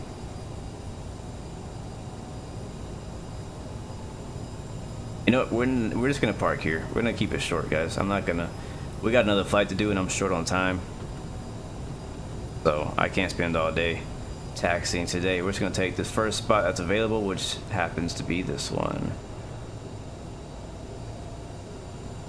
As soon as I find the J line. Is there a line? Like, where the heck? Oh, there it is. I see it. Everything's popping in. What the heck? I haven't seen that. Where is the line? There is no line. There's not a line here. What the heck? Alright, let's keep going this way. Yeah, no time for a 3-hour taxi today. Save that for the next stream. Alright, I see an open gate to the right.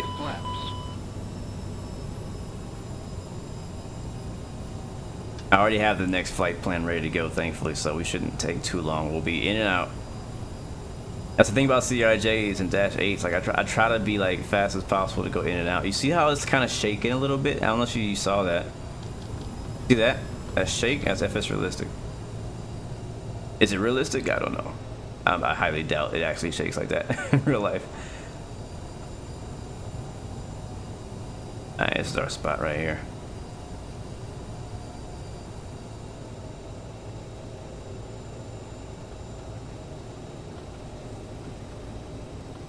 And wow, I don't know why, for some reason, just now I could smell like the inside of the cabin of a real plane. I don't know, it was weird. I don't know, it happens to me sometimes. You know that cabins have this smell to it, right? I don't know what it is. It has this smell, and I just smelled it. Anyways, all right, so guys, we're here. Let's go ahead with the APU on. We already have one engine off. We can shut the other off and get the GPU plugged in. Matter of fact, let's get GPU plugged in first. See, aircraft.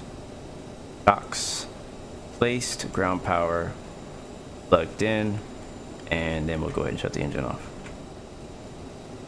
And I want to show you guys something, so stay here. I want to show you something really cool that I noticed at the airport that I was like, huh, I wonder if they modeled that. And they did, so check it out. Listen to the shutdown. Yes, flyboy, exactly. It's a distinct sound, smell.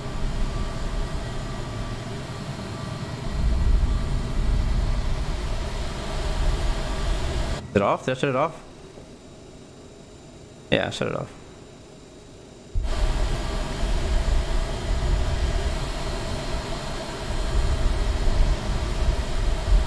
Taking a sweet time. There it is.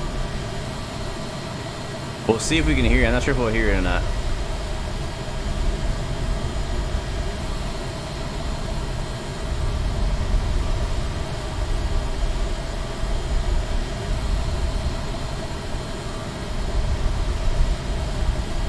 I don't hear it yet. It might be because the APU is on, and that's all I hear right now is APU. Alright, we'll come back. We'll come back to that here in a second. Let's get ready for the second flight, guys. One more leg, and we're out of here again. We're not gonna watch the replay for this one. Watch it for the next one because we just don't have time. But I felt pretty good about that landing. That landing rate was, what was it? That landing rate was no freaking way. O'Hare traffic, cargo 1237, taxi 1011 via Quebec, Zulu, crossing 107.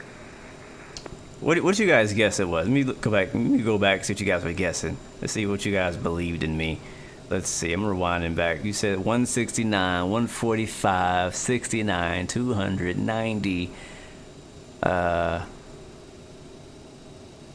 Yeah, so it was a 55. So the person who guessed 69 was the closest one. And that was, who was that? That was a kid named Kenny. So he has faith in me. Yeah, 50 freaking 5. I'll take that any day, guys.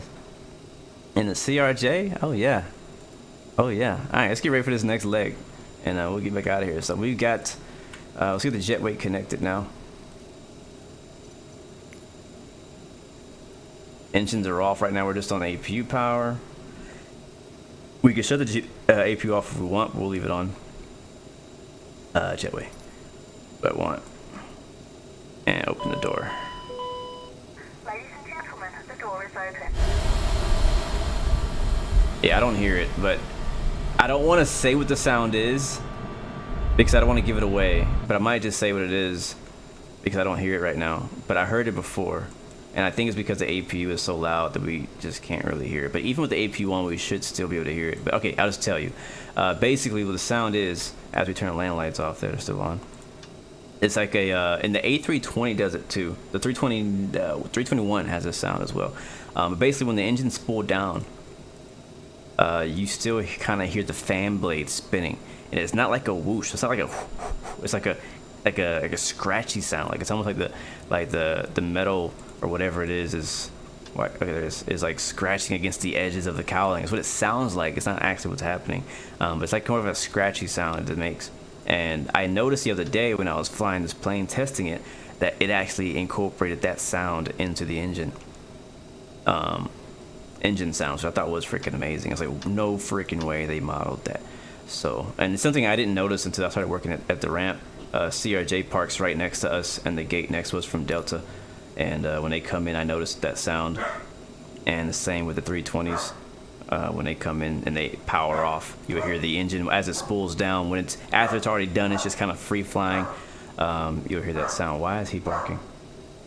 I'm gonna have to go check on that.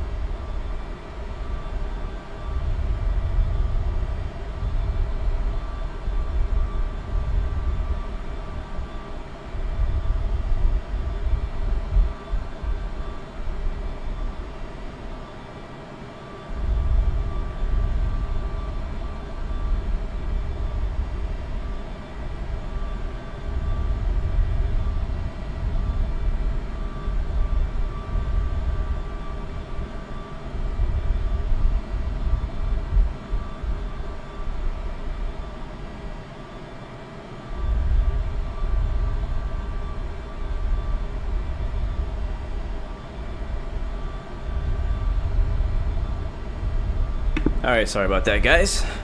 I am back. Alright, let's get this next flight going. You know what's crazy? In the time that we spent, or I walked away and came back, I could have done a replay. It's all good. Alright, let's get it. One more leg. So guys, if you're just joining us, welcome back. It's good to see you. It's your boy Blue. We are in the CRJ 700, the new one from American Eagle. And we just landed in Chicago. Came in from Cleveland, Ohio, and we're going back to Ohio, except this time we're going to Columbus, Ohio. Another great piece of freeware scenery. We're rocking the simple AI traffic from Aerosoft right now, which is why you see the American liveries out there. They're not legit, they're like just generic airliners with the American livery on them. You also may see other airlines around here. They're also not really in their exact correct place, but it is nice to fly into Chicago and see some American Eagles out here. You should also see lots of United, because American and United also share this hub out here. I don't see a single United plane. Oh, there's one.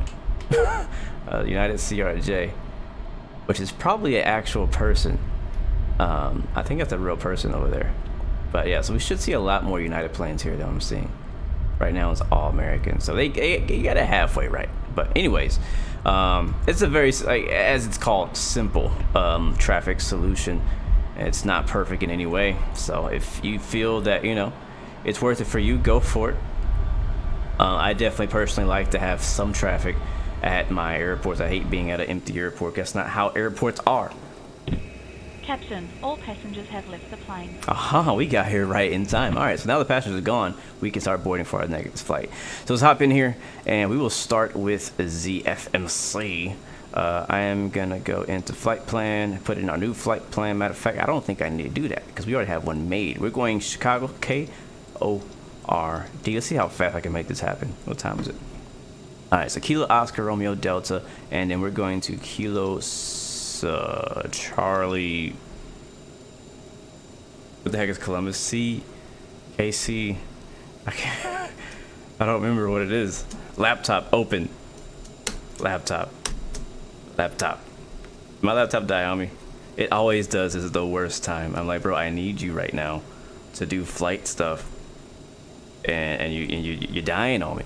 You're dying. You're killing me. All right, let's see. So where's our second flight? CMH, thank you guys. To chat to the rescue. Kilo Sierra Mike. Oh, that shows how much I've been to Columbus, Ohio. I'm gonna put that here under the route. That should populate a route from SimBrief that I've done earlier. I pre-made that. Thanks to past self. And hit execute on that. That should plug everything in, even our freaking airport. Or I'm sorry, our runway, which is crazy. So runway 10 left. It's probably gonna be like the Chicago, whatever they call it, the O'Hare departure, which is basically just vectors out. There's no ATC, so we're gonna vector ourselves out. That looks good. Let's go to flight plan. Perf. O'Hare traffic, cargo left 137, crossing 10 center at Zulu. Alright, cool. Let's go over to, before we do perf, let's go to our performance and we'll get our data from SimBrief or from dispatch on what we want to do. So it's going to be Chicago CMH.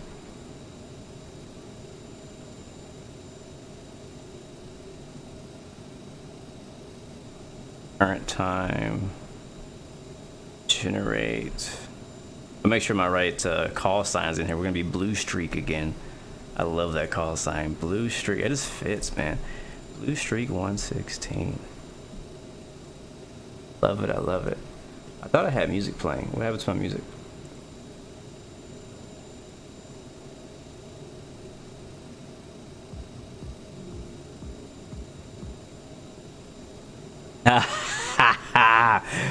Oh, that's good. He says, at least it's not Brown Streak. Bro, somebody please go on the radio one day and say Brown Streak, number. Oh my God. And like, oops, I mean Blue Streak. Yeah, that would be hilarious. That's a VATSIM moment waiting to happen right there. Or just start a virtual airline using the call sign Brown Streak and it'd be like a UPS contract or something like that. You know what I mean? All right, so we got it. I got my numbers now. This will not be a full flight because, you know, I would assume there's a lot more people going to Chicago than leaving Chicago.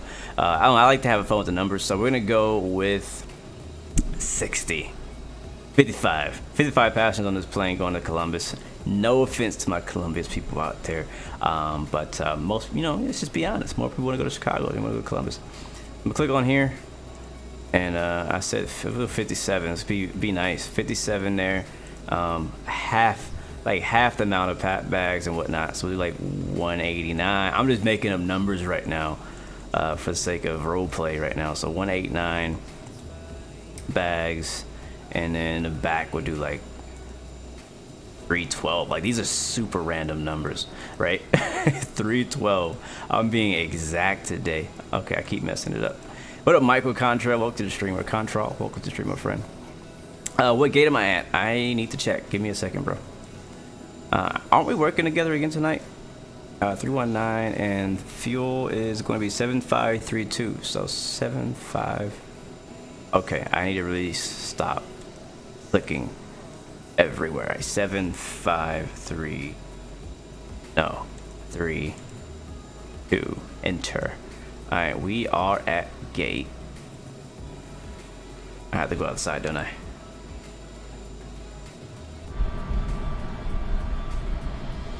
Of course it doesn't say.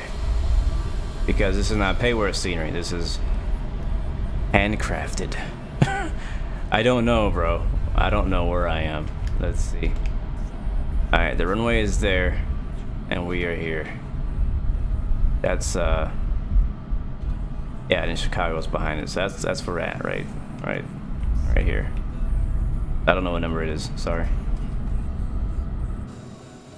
Okay. I know we need to get out of here because. O'Hare traffic, cargo loads 137, departing 10 left. All right, he's on the way out. So I'm gonna put set payload and sim. That's gonna match everything up. You see we're much lighter this time. We'll copy our perf into the FMS. Be flaps 8. It's nice and dry out here in Chicago, and we'll set our V speeds of V129, 130, 142, and V2 V152. Here traffic, So United 1521, taxi via Lima 10 left. Cruise this time around 330, flight level 330, 33,000 feet. Drop that right there. We'll hit X and make cute right there, right? Yep. Perf looks good. Go to our other perf page, see if it'll let us hit this. Hit that FO6. There's a FO6. MFD menu already. We'll put that on VNAV for me. That's it. I think our flight plan is make sure there are no discontinuities now. Go through here. There is one right there. There's 2 Bryens. Let's get what we can't. The world is too small for 2 Bryens. Gotta get rid of one Bryen. Bryen's gone. All right, and Yeah, I think we're good to go now. Beautiful. Beautiful, beautiful. All right, we're ready to push. All right, radios are set for something. Probably the ILS. We'll have to find out when we get there. APUs are already running.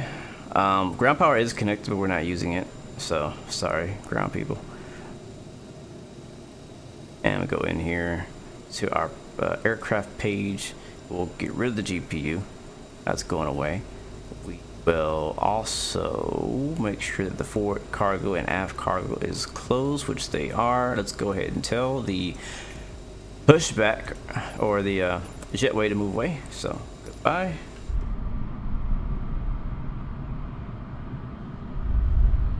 The Photo Jones, what's up, my friend? Welcome to the stream. Yes, sir. Tomorrow, guys, if you just joined us and you haven't heard yet, I am doing a big giveaway sponsored by Thrustmaster. We'll be giving away one of these TCA, Boeing, Yoke, and Throttle packs for free. Thrustmaster is handling the shipping, so it doesn't matter where you are in the world. You could be in France, you could be in Canada, you could be in Australia, I assume. They have not given me a limit to where this can go.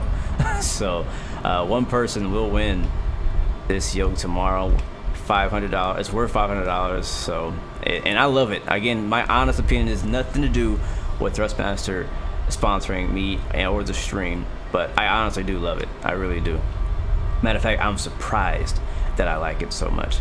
Let's go call a pushback truck out here.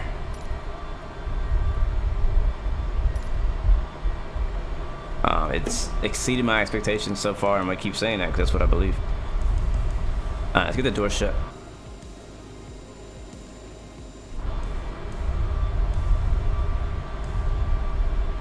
But yes, more information on that and how you can enter the win will happen tomorrow. We have a long haul.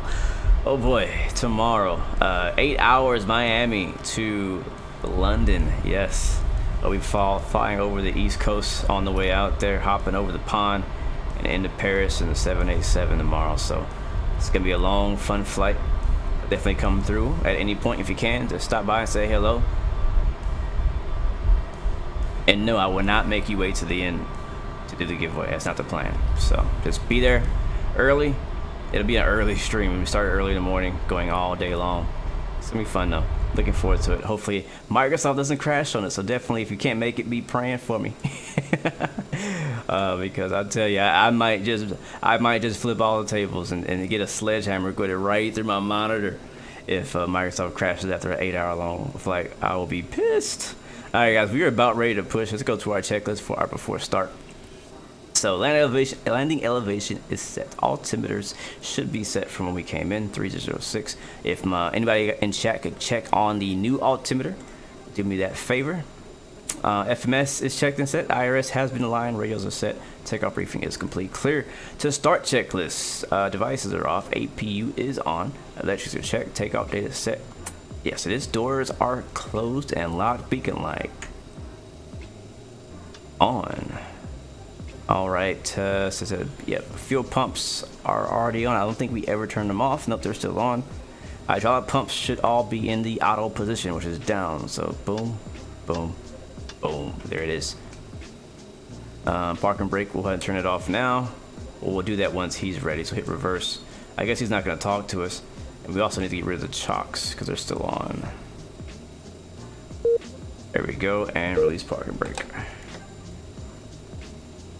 I noticed that when you're doing a turnaround, like if you're not just loading into the sim cold and dark or for the first time in your session, that the pushback plugin, you know, it doesn't always recognize that you're moving or you're talking or whatever.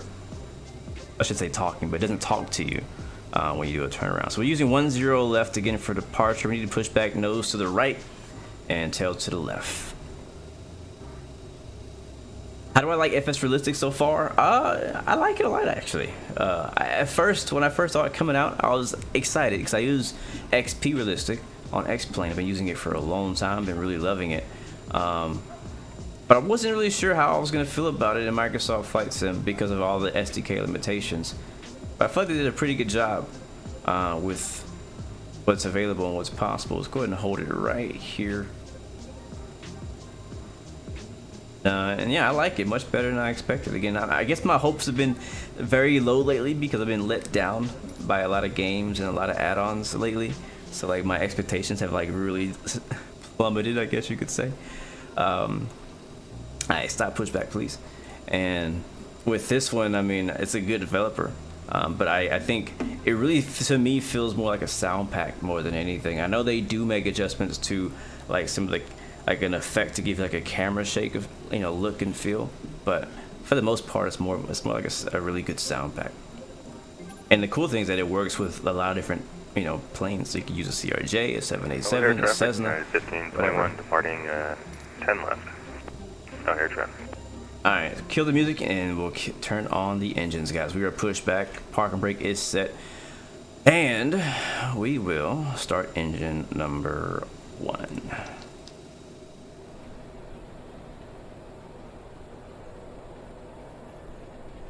Into it is rising and alive.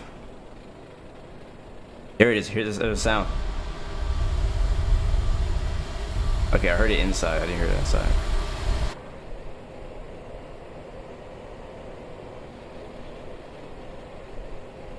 Come on. Come on. If we wait too long, we will fail to start.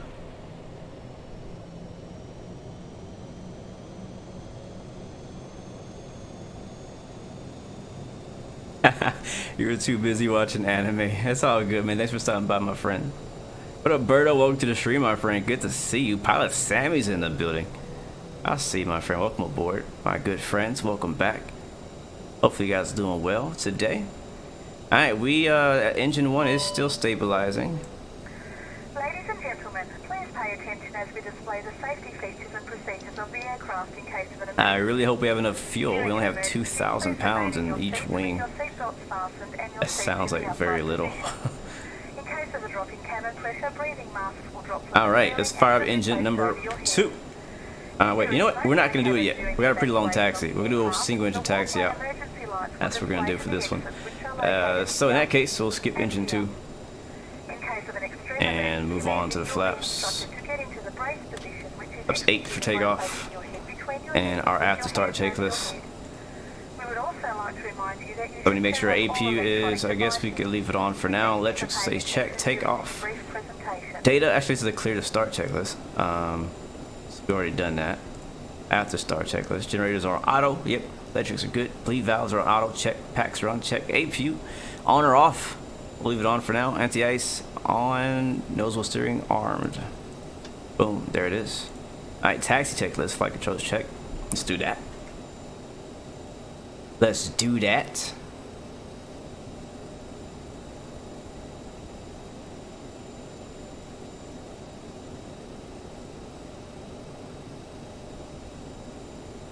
Alright, beautiful. Free and correct. Trims are good. Thrust reversers are armed. Yes, they are. And it's good to go. Alright, let's go, guys. Parking brake released. I have red down here. What is that about? I did. Oh, it's because my right engine's not on. That's why. Makes sense. Alright, I only have one engine. Let's go. Alright, my brakes released? Yes, they are. Maybe not. I think they're not on. Okay, now they're released. Yep, they are now. Alright. Go around this big boy. But the mobile pilot, welcome to the stream. Good to see you. Good to see you. Good to see you. Am I looking at Cleveland or is this for Chicago? Chicago traffic. Who the heck are we? Blue Streak 116, taxi runway 10 left via November. O'Hare traffic. I need to reset my charts. I have the wrong charts. I have Chicago, but I don't have everything else. So I'll get it here in a bit. All right, beautiful. Chicago traffic, American 1141, taxi to runway 10 left via November. I hear you, Edgar. What's up, bro?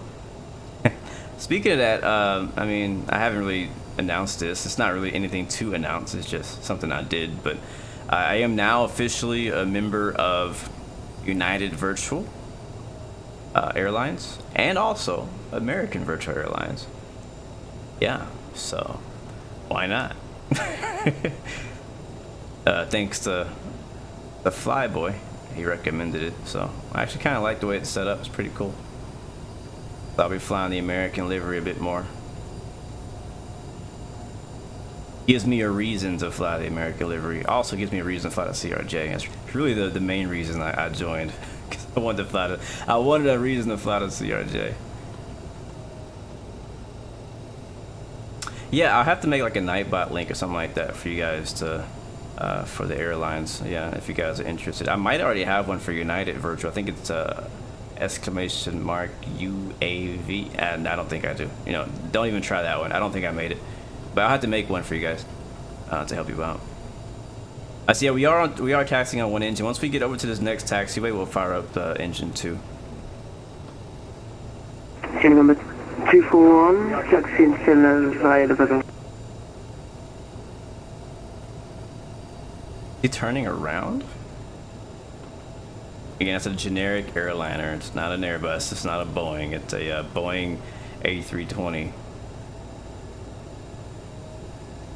And unlike Traffic Global, they don't disappear when you go through them. Southwest Virtual is where it's at. There's a lot of good airlines out there, man. A lot of really good airlines out there. Or virtual airlines, I should say. Yeah, for me, I mean, I've mentioned it before, but joining a virtual airline just kind of gives you a reason to fly, you know? Because you tend to fly back and forth to the same locations all the time. Like, matter of fact, the reason I even found the free scenery for Cleveland that we flew out of earlier was because one of my flights with American Virtual flew me into Cleveland. And I was like, oh, this is actually nice. I mean, not that I would never go to Cleveland. It's just that I didn't have in mind to go to Cleveland. Matter of fact, I didn't know where the heck I wanted to go. So it helps you with kind of deciding, you know, with next flights and kind of having some type of like track to follow to as you're flying around, give you a reason to kind of do things, you know. I agree, Trippy. I really wish there was a Traffic Global for Microsoft Flight Sim. The simple traffic Aerosoft has made is, you know, it's definitely a step forward, but it's still not quite there. I'm sure they're working on it though. Yes, that's the way it works at both American Virtual and United Virtual. You have to gain hours in order to get you know, signed off on different types of aircraft. With American Virtual, you start off I can't remember what they call the rank, but you can fly basically all the planes that you have. Like you can fly CRJs, ERJs, A320s, 737s, all that stuff in that class, MD-80s I think as well. But when you want to get into like the heavies, like the wide bodies, 777, 76, 75, you need to get to a certain amount of hours before they will allow you to log hours with that plane. The same thing with United Virtual. You got to have a certain amount of hours to do that. Now, if you have VATSIM, if you have VATSIM or you're already a part of a different virtual airline with a bunch of hours, many, you know, I know United and American both will allow you to transfer your hours over into the new airline up to like 300 hours, something like that. So I actually looked last night because I had just applied. I brought in my hours. I did the same thing with United. I brought my hours in from VATSIM, and you know, I don't keep track of them very closely. I just, you know, I only look when I have to look. Let's get that next engine started up. We're almost there. And apparently I have like 3,000 hours on VATSIM, something crazy like that. I was like, holy crap. Alright guys, engine 2 is firing up, as you can see down here. But wait for that to kick on, and then we'll get this thing going. I think, is it 15%? It might be 15%. Come on. Come on, there it is. It might die, we'll see.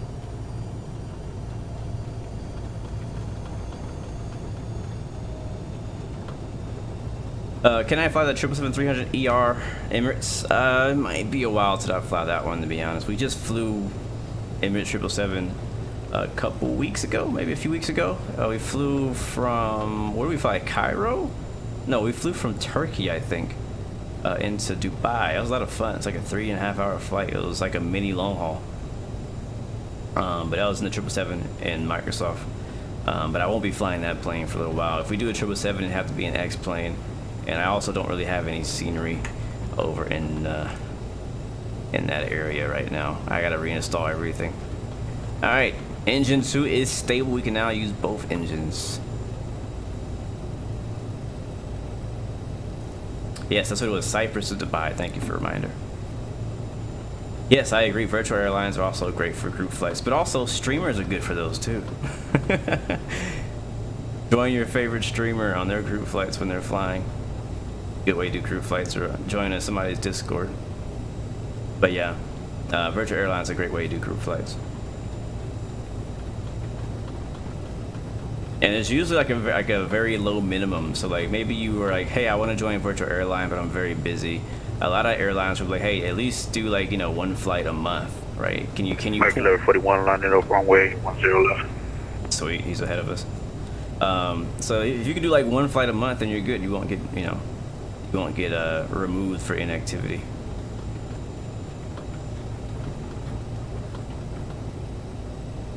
It's all good. I understand, Photo Jones. The captain has advised that we are now cleared for takeoff. How does she know? Oh, here traffic. Who the heck are we? Blue Streak 116 is gonna be holding short. Runway 10 left at Zulu. Oh, here traffic.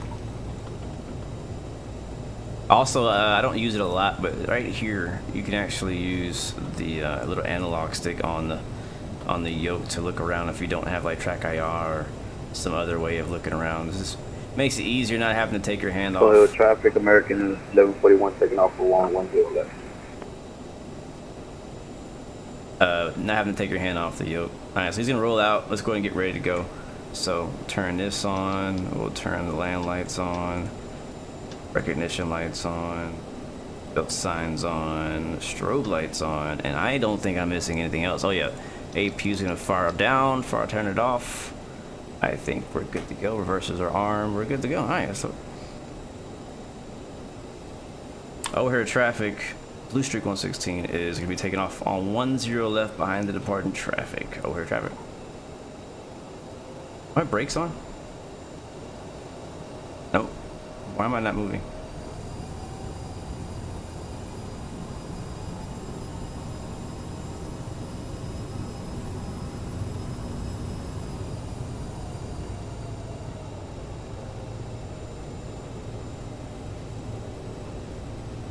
Alright, hopefully I can get this takeoff right this time.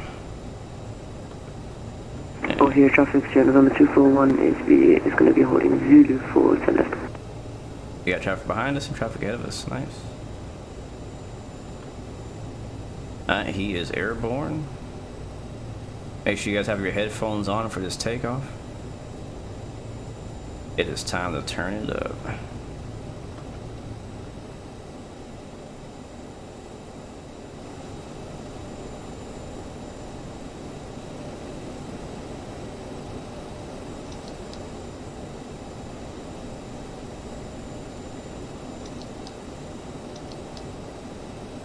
I forgot to turn this thing on.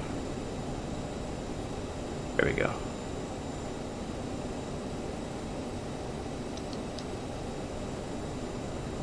Alright, let's get it.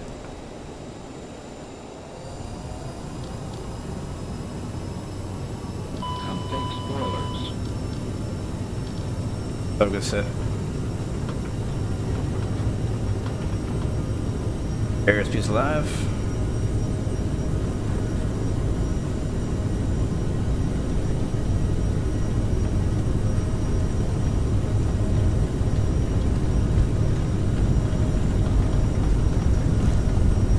B1. Ooh, rudder. Wow, I didn't. I barely put the yoke at like neutral and it just lifted off. Gear up.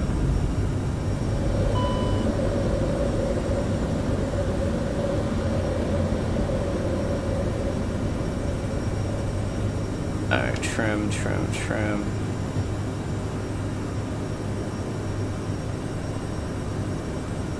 I'm back in the climb.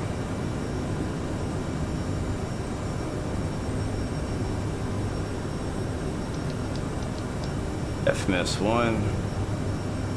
Flight director should be on. There it is. Speed mode.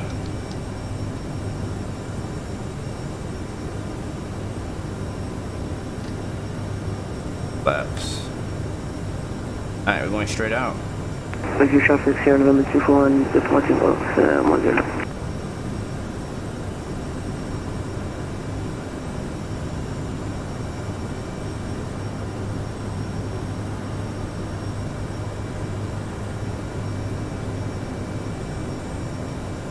I still have the control. Autopilot is not on yet.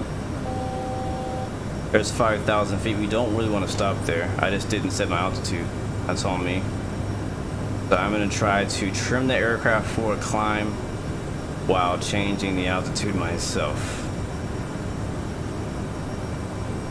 This is where I need a co-pilot. So 33,000 feet is our cruise. ATC is not online. So we're gonna go straight to our cruise level.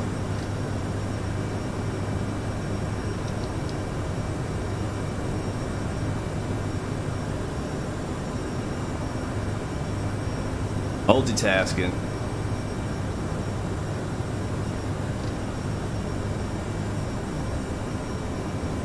Still scrolling. Almost there. 31, 32, 33. Yeah, that's 33.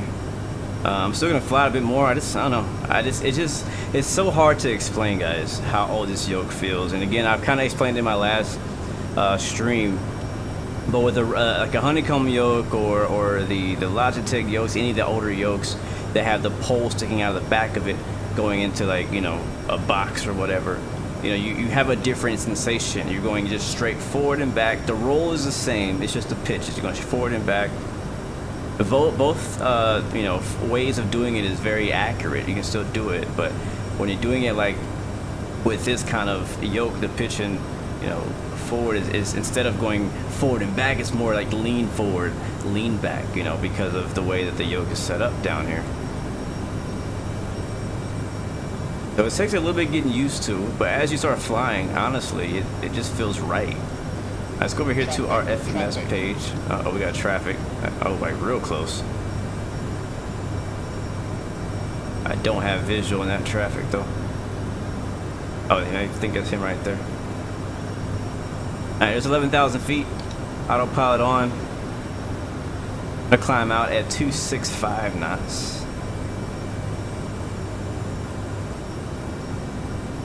What did I do? Why are we climbing at 8,000 feet per minute?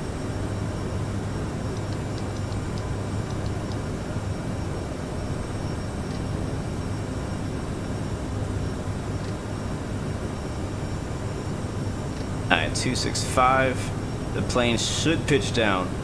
In theory, flaps are up, gear is up. We can turn the land lights off now. Turn that off. Ladies and gentlemen, we are now serving sandwiches. I don't know why she'd say that. Alright, climb checklist. Fuel cross flow is auto. We've already done that. Bleeds APU is off and good. Thrust reversers, turn those off. Boom, boom. And no cast messages. Nope. We're good to go, guys. Good to go to a cruise. And our chrono is still running from our first flight. That's how much I remember that. Oh, man. Alright, let's roll that out. And I'm going to change this screen here to our fuel page because I am paranoid.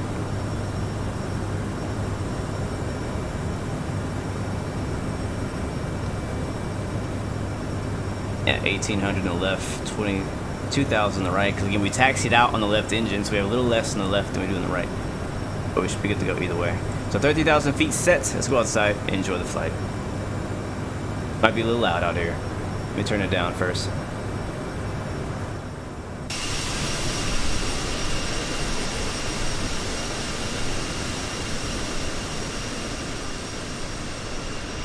And there we go.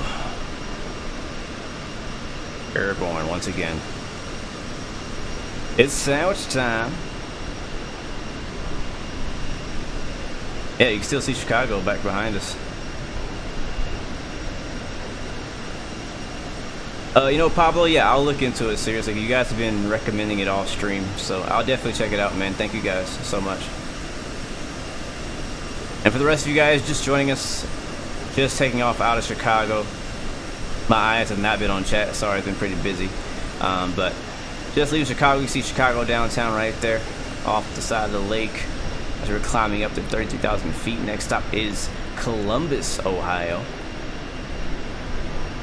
Another very good looking freeware scenery, so you guys will see that when we get there.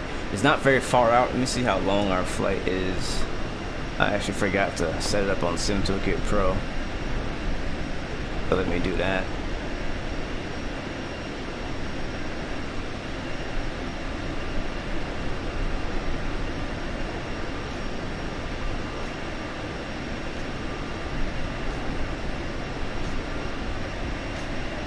Can I get a glass of water, please? You know what? Let's see. Who's our flight attendant today? We'll give a real quick shout out to our flight crew today joining us in the stream. Big shout out to our co-pilot, Jay Knows the Way. Our jump seater and the local hero, Chief Sim Pilot. Big shout out to him. Definitely go by and check out his channel as well. He does stream Microsoft Flight Sim and X-Plane. Has a really nice setup. And he actually, you know, I'm gonna give away his secrets. He works for NASA. Yeah, so definitely give him a look at. Check him out on his next stream, Chief Sim Pilot. Our flight attendant, lead flight attendant, is Antoine. So thank you for helping us today. Our flight engineer is Carol.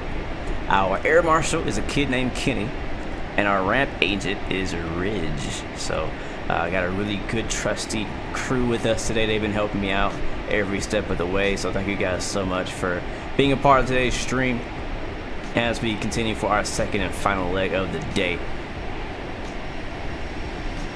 Max 2504, welcome to the stream, man. Yes, I do have new equipment. Yes sir, yes sir. Which view do you guys prefer? This one? I'm kind of sitting in front of this one. Did I move? Did the camera move?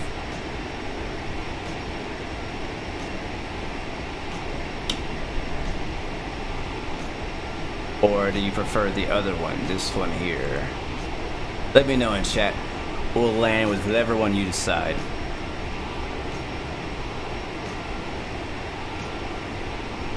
Gio, what's up, man? Welcome to the stream, bro. You should be off today, aren't you? I think you're off today. You're off on Tuesday.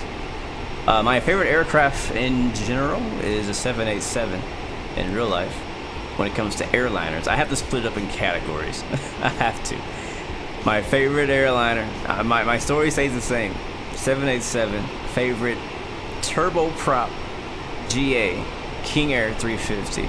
Favorite jet, like business jet, is the Challenger 600, I think, whatever it's called. Favorite fighter jet is the F-18. Formerly was the F-16. Have I seen the new 777X? I've seen videos and pictures, yes. I've never seen one in real life. Alright, so we are well above 18K. So I'm gonna lower that baby, click on Barrow, and that should put us in standard 29902. So this flight leg is gonna be basically a departure that goes right into an arrival. I'm trying to check on our flight times. I never actually told you guys what that was, but big shout out to you guys as well who are flying with me on this leg too. For taking some time out of your busy day. I really do appreciate that. Again, we will have a big giveaway tomorrow. If you guys want to get your hands on this yoke and this throttle for free, we will be giving them away for the Thrustmaster Fly Tour, flying long haul from Miami to London Heathrow. It's gonna be something else. Also, if you guys in chat have recommendations on what we can do for 8 hours, just go ahead and let me know. I'm open for ideas. I have some ideas already what we're gonna do, because it's a long flight. We're gonna be sitting here doing nothing basically. But I have some ideas, some fun things we can do to keep each other awake. Yeah, if you guys have anything cool, let me know. I know people have been recommending do like a Kahoot. Look at that, it's another contract right there, like Kahoot or play Among Us. I'm actually not against playing Among Us. Matter of fact, I'm gonna download Among Us tonight so that we can play Among Us tomorrow. I haven't played it in forever. I'm gonna get it on Steam. We'll make a lobby, have some fun with it. That's gonna be a lot of fun. So I think that Among Us is a small enough of a game that my computer should be able to handle playing Among Us while playing Microsoft at the same time. So that's kind of where my mindset is, just to have some fun while we're flying tomorrow and just spend the day together, hang out, and enjoy it. Marlon Edwards, man, thank you so much. Hold on. For your super chat donation. I just saw your comment. Sorry, I'm not getting notifications on my screen for some reason. Does FS Realistic affect performance of MSFS 2020? No, it does not at all. It's actually a third-party application that sits outside of Microsoft Flight Sim. So I actually have the window open as well, but it gives you, like, you know, it's connected to Microsoft, and it gives you the sounds you need and some of the effects you need. But so it does not at all affect FPS or performance for Microsoft. So you should be good to go. Oh, my song is on.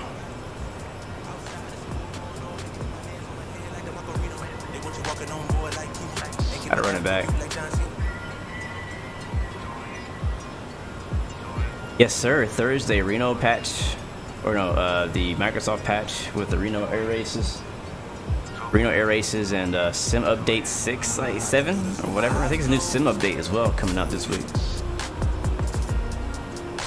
So yeah, I'm looking forward to that. Look at that wing view.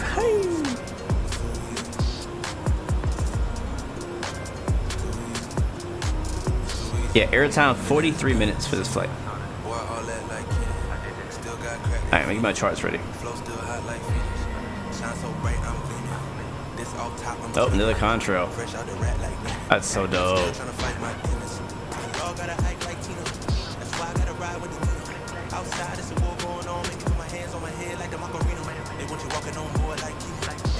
Oh, you didn't like it, Max? Yeah, that's all good. I like the sounds and stuff, and I like, you can turn it down, so some of the default sounds that come with FS Realistic are a little bit too loud, so I turn a lot of them down. But I like that subtle sound, that subtle effect. I don't want it to be too exaggerated.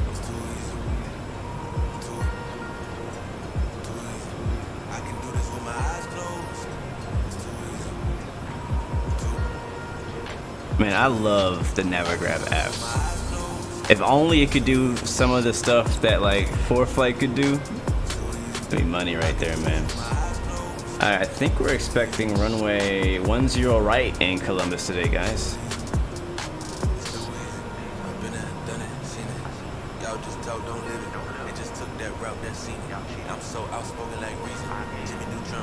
And be a Dublin 1 RNF arrival. But I still gotta fight my demons. I ain't no good, I'm evil. I ain't been clean since Eden. Yeah. There's some war going on outside. Niggas put your hands on your head like the Macarena. That's why I gotta watch my demeanor. You know they locking up blacks and Latinos. It's the same old game, ain't nothing really changed but the mileage on the meter of the people. You get cold when you ride with the heater. It'll turn you to a dog like a cheetah. And they smoke with a cat like a cheetah. They smoke my partner like reefer. Man, we are spending a lot of time in Ohio today. It's probably the most I've been in Ohio ever. Oh yeah, you know what I was gonna show you guys earlier? My screenshots for Forza. Yeah, let me show you guys that. Are we cruising yet? Oh yeah, we are. Yeah, we're cruising 33,000 feet. Beautiful. Yeah, let's pull up some screenshots on Discord as we make this right bank.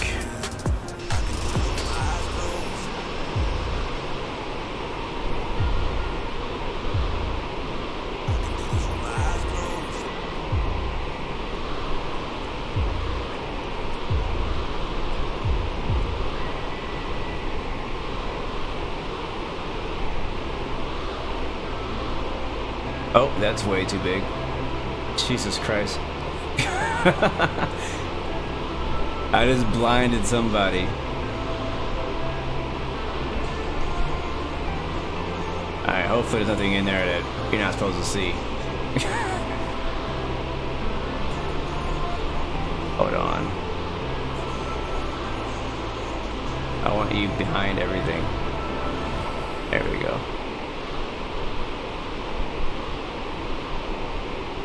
Okay, cool.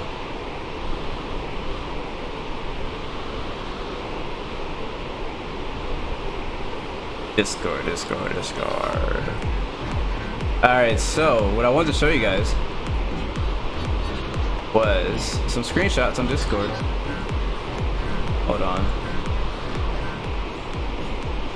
Don't worry, at any given moment I'm always pressing like a million buttons, so it takes me forever to do anything. But the music's too loud, the game's too loud. Yeah, I'll turn that down, We're just chilling right now. We're cruising for a little while. Alright, so check it out. So, hello Jackson, welcome to the stream, man. So, Autumn posted some stuff earlier. Oh, Sky with the butter. 39, nice, man. Where is this at? What airport is this at? Let me see, who is this? This is probably Robert. No, Autumn's rocking the Corvette. In the Corvette. Just arrived and tired. I don't know what that is. Are you watching YouTube from the flight deck? What plane? It must be the Flight Factor 320. I can't remember what other planes do that. That's amazing though. So these are some of my screenshots right here. Posted this one. I was telling people earlier, if you were here earlier, that one of my favorite things to do in the Forza game is just drifting. I just love drifting. It's fun to drift everywhere. So the pack that I bought gave me like 6 Formula Drift cars. So I've been using that a lot. That's where I spent most of my time. Here's the Mitsubishi, I think it's a Lancer or something like that. Not my favorite car, but I think I won it in one of the wheel spin things. And I just tricked it out to put some rally stuff on it so I could use it for rally. I've been using this one too. I've been really liking this. It's like a Ford. I don't know what model it is, but I've been driving the heck out of that car for rally as well. And this is a really nice screenshot here. Ford Puma. Thank you very much. What it's called. One of your favorite cars, BGI? Sweet, man. For some reason, I'm not seeing YouTube pop up anymore. Yeah, Ford Flight's great. So I love that screenshot. Here's another one. You can tell. Took a few, but the game is just so gorgeous, man. Like, we're gonna have to go flying in Mexico sometime in Microsoft. Maybe next week we get time, we'll fly in Mexico, because Mexico is so underrated in general. I mean, I know like a lot of crap is going on there. There's me in the Jeep drifting in the water. I know Mexico, like, people like, they think it's like super unsafe to go there, but there's certain areas of it that are just great and beautiful, and even the dangerous areas that still have some beauty in them. Again, me, same area, drifting, different angle. Do they have good freeware scenery for Mexico? I have the payware one for Mexico, and which is really good. There's a payware scenery for MMX for Mexico City. Amazing. Highly recommend it. If you're like a kind of person who never flies in Mexico and you're like, you need a reason why, or you need a scenery to fly into, then I really recommend getting the one. There's Clay Aviation flying in. I don't know what that is, what kind of plane that is. Flying in somewhere, walking fruit in the A340. What do you guys think? For those of you who bought the A340, how are you liking it? Are you still flying it? Like, did the hype die down? Like, what do you guys think in the chat? Let me know what you guys think of the A340. Can you convince me now that it's like worth me to buy? Because I still have not yet to buy it. There's a in the 320. I say, walking fruit, man. I'm so proud of you, bro. I don't know if you're in the chat right now. He's one of my mods, but I remember me and him, we got together back in Infinite Flight days on the mobile flight sim, and it's so good to see my mobile flight buddies flying on X-Plane, especially X-Plane, because X-Plane is a little bit more involved than I feel like Microsoft. There's some night flying from Just Yarn. Can't barely see anything, but pretty nice. Thank you, Berto, for that super chat donation, my friend.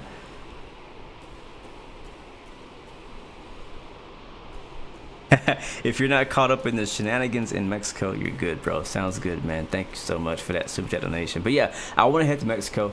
I guess, yes, it was definitely inspired by Forza being in Mexico and seeing the beauty that they've created. It's not an exact replica of what the country looks like, obviously. It's kind of it's like the Forza Horizon 4. Here's me and Robert together on top of a mountain on some off-road vehicles this past weekend. And he took these screenshots. I didn't take them. I like this one a lot, actually. I'm probably gonna save this one. I'm saving this one for my library, Robert. I like that one a lot. This is a good one too. But yeah, if definitely it's definitely a really good representation of Mexico, and the different parts of it too. I don't know how they got snow in there, but I guess there is snow. I think that's walking fruit again. No, that's autumn. Is that TNT? What you getting? What happened? What happened here? Down in Innsbruck after 5 go-arounds due to a total hydraulic failure. Wow, and he had to get towed back to the ramp. Holy crap. That's crazy. I wonder if he did that on purpose. And jet. Pretty sweet. Oh yeah, this one too. This is one this is probably my favorite screenshot I've taken so far. This is actually right now, I don't know what it's called. It's a BMW something. This is right now in Forza Horizon 5 my favorite drift car to drive, because, and I think because I bought the, you know, because I'm crazy, I bought the premium pack. So I got a bunch of extra cars, and I think this is one of the cars that came with it. And so by default, stock, with the current like, you know, miles that they have attached to it, it's a great drift car for like medium and low speed drifting. So that's my favorite thing to drive right now. It's like my favorite car right now in Forza to drive. It's a drift version of that. Anyways, get out of Discord. It's probably about time for us to descend, I'm assuming.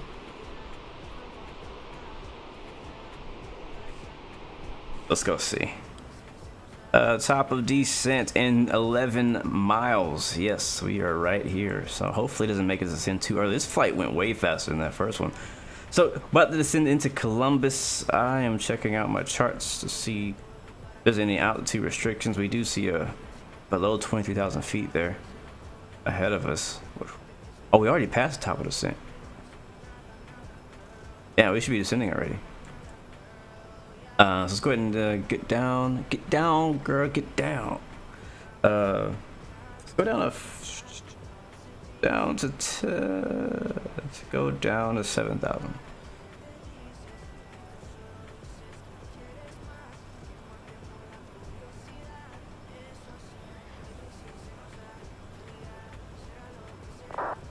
So I see people in chat saying $90 is still too much, still waiting for it to drop. Gotcha. I want to hear though from the people who own the A340 already. Cause I feel you completely, Ranger, because that's the same reason I didn't buy the plane. I thought it was too much for me. I didn't see the value for myself. But for people who did, you know, see the value, like, do you still? Because my worry was that I was gonna buy the plane. I'll pull the power back. My worry that I was gonna buy the plane, you know, with all the hype around it, and fly it maybe 2 times and then never touch it again. So my question for everybody else is that, hey, so did you buy it because you just love the heck out of A340s? Or did you buy it because it was tollless? Did you buy it because Captain Canada said it's a great plane? You know what I mean? Like, and are you still flying it now? BG, I'm not sure which BMW that was, but it's M something. That's for sure.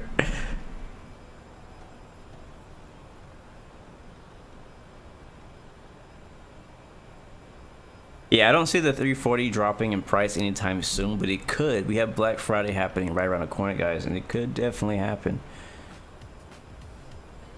It could drop. I think we'll definitely see. If you are just getting in the flight sim, or you have an add-on that you're like really debating on getting, again, Black Friday and the holiday season's coming up, so there's going to be a lot of sales going on. Coming very soon, so you might want to hold out. Like, if you're on the fence or you think something's a little too expensive, you might want to hold out and wait for a sale, because sales should be pretty nearby to happening. Get our speed come down, pull our power back.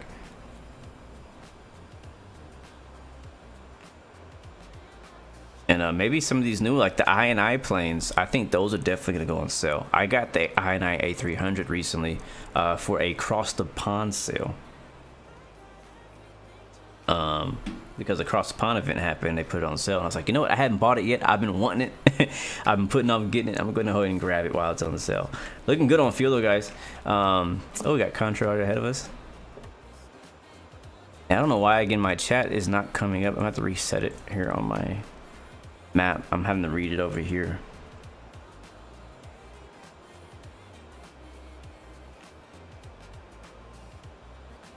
Yeah, Q400, I don't know if that's gonna go on sale. It might. I feel like it should. I don't care how new you are in flight sim. Our community is so small that I feel like you need to put your products on sale this holiday season. No matter how popular it is, I think it needs to go on sale. Unless you release it like right before. Like, I get it. Like, if it comes out, like if a product comes out anytime after next week, I get if it doesn't go on sale this year. I get it. But if it came out before this week, then I think you should put that thing on sale for at least a little bit.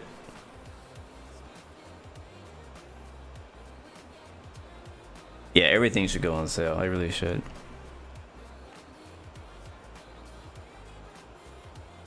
Airbus VIR, welcome to streamer friend. Good to see you watching on Twitch. You're doing a long haul from JFK to Singapore on Infinite Flight and a 787. Nice, man. Well, hopefully you feel better, man. I know you haven't been feeling too good, so hopefully you feel better, bro. And good luck on your flight. And hopefully you have a good, nice, soft landing out in Singapore. I've actually been considering doing a flight to I think it's Tokyo. So where I work at at Houston International Airport, and almost pretty much every day I see 2 to 3 ANA 787s taxiing to take off, and that's like a 16-hour flight or something like that to Tokyo, I think, from Houston direct. And I'm like, you know what, I want to do that flight. I think I want to try that flight. It's gonna have to be a day where I'm gonna be gone for 16 hours. That's when I would do a flight that long. It wouldn't be for a stream, trust me, guys. That's not me. But yeah, I want to do the flight because they have about 2-3 flights a day, which is crazy. I'm like, wow, a lot of people going to Tokyo from here. All right, we're descending. We need to be at 7,000 feet at a place called Majiki. Now, I can't see it in here, but it's in this cluster here somewhere. So we actually need to give it some power because we don't want to get down too soon. We're already too low.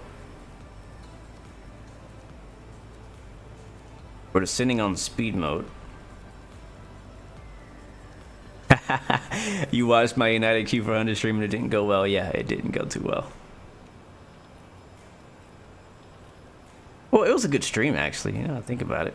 We just had some issues we had to overcome, but it made the end much more worth it. That's for sure.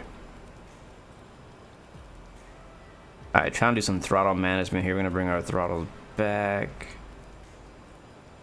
bring our speed up. Don't worry, guys. There's nothing to see outside. Just farms. It's like the middle of Germany. It's what Ohio looks like. No offense, Ohio people. Just farms everywhere.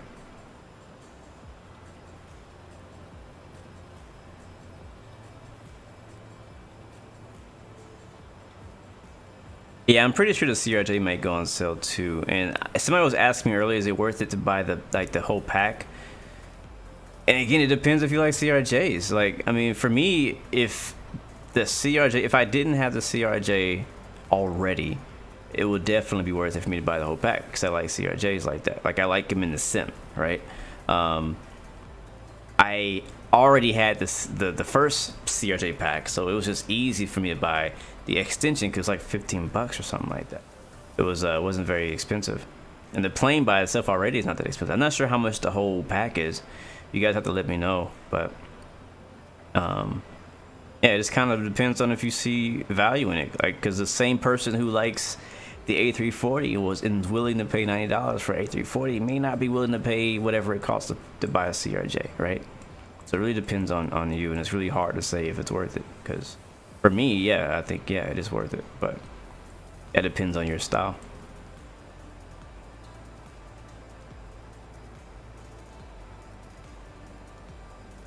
Alright, our descent rate's doing okay. I need the altimeter.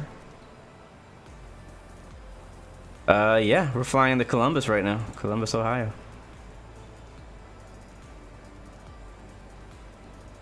The flights, well, we're not going over the Pacific. Wait, which one? Are you talking about the ANA flight? I don't know. I haven't actually looked at the flight track. I'll look later.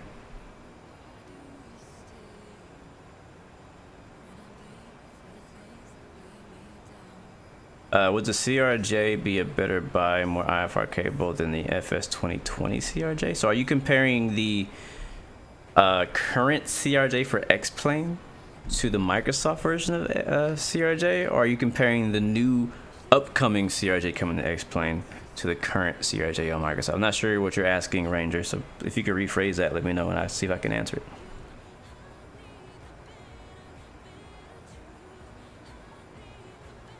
Thank you, Altimeter Chain 3011. Thank you very much. Appreciate it. Put that in right now.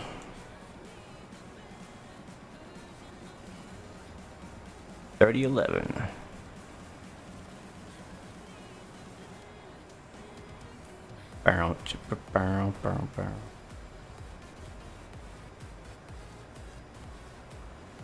Oh man, let's see. It's gonna be hard to beat 55, guys. It's gonna be real hard to beat 55. It happened to us last week, right, when we were doing the landing practice, and we got a 55 on our first attempt. And then after that, it was like all like 200s. I was like, dang it, man. American flies into 28 right or 10 left, and they park mid-terminal. Thank you, Airbus. I think we are expecting 10 right, but we can take 10 left. That's fine. We can switch it up if that's what the locals say. I gotta do it fast though, because we're almost to our first approach fix.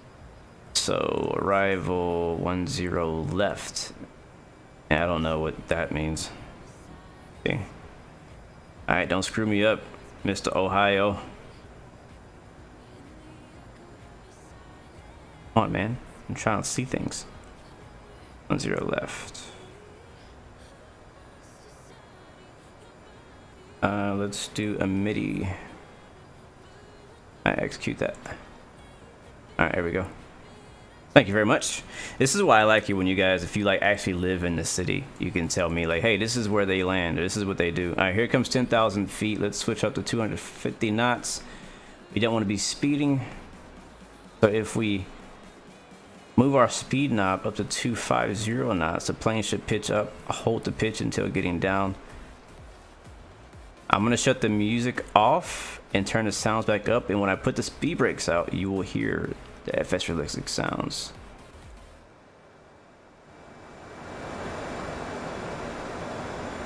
Oh God, where are we going? I don't think it liked me changing the flight plan. Hold on. We're supposed to be flying not to BRYEN. Shoot. Hold on a second. Dublin. I want to go to Dublin. Heading mode.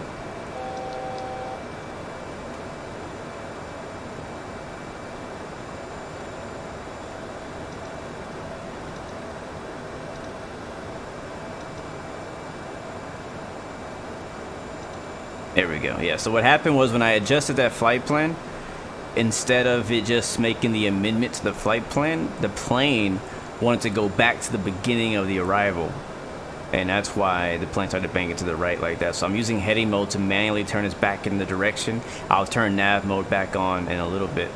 And we actually didn't even need to put the speed brakes out, so I'm not going to put that on, but I'm going to add power. We're leveling off now.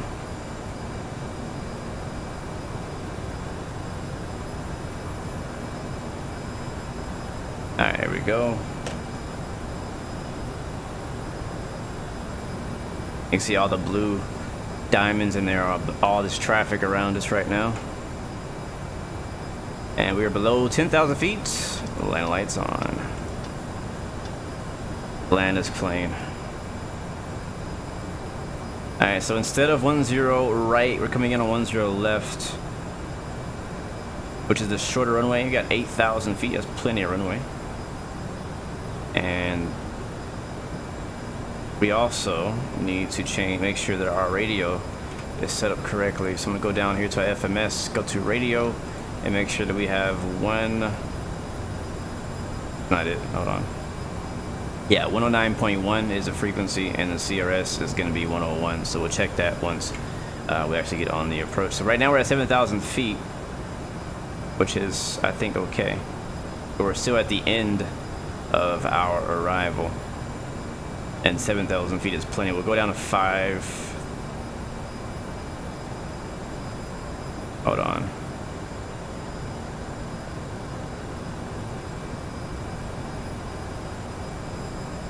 Yeah, we'll go down to 5,000 feet in here in a bit at 210 knots when we get to this next waypoint. So.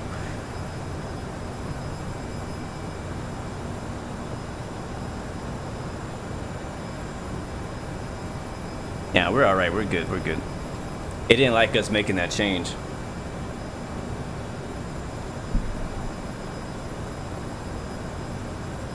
Jay Nichols, what's up? Welcome to the stream. He loves the CRJ 900 through the 757.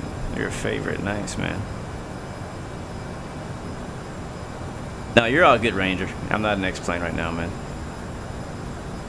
There is a CRJ and X-plane, and it's, I mean, I haven't flown it in a while, so I don't know how good it is anymore, but I remember it being pretty good, the one that's currently an X-plane. But there's another developer right now developing, I think, a CRJ 700. I can't remember what number it is, but why are we not turning? Oh, I'm on heading mode. Duh. Nav. I completely forgot I was in heading mode. Just slow down. 210 knots where we want to be at. Go down to 5,000 feet. This will be like a left base for us. Columbus traffic. Blue Street 116 is inbound for runway 10 left. Turning now on left base. Runway 10 left. Columbus. Alright, 5,000 feet speed mode. Throttle's idle. Alright, let's do our before landing checklist here with our flights. People, so we got our fuel is checked and good. TCAS is set. Radar is checked. CAS is checked. Landing data set. Approach, actually that's not been set. That's a lie. Now it's set. VREF 130. Let's see. Before landing checklist. Passenger signs on. That's good. Reverse thrusts are not on. Let's go and take care of that. We're going to need it. Hopefully the plane is doing the right things. And flaps. Let's check our speed first before we do that. Yeah, a little fast with flaps right now. Oh yeah, we went way wide. Way wide. That's okay. That is okay. Alright, so we are going to want to go down to 210 knots right here. 210. Alaska flies here as well. Cool.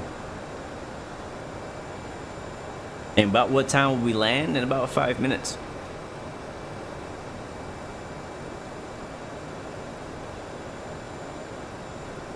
Yeah, well, I'd love to see the Falcon 9X as well. That'd be dope.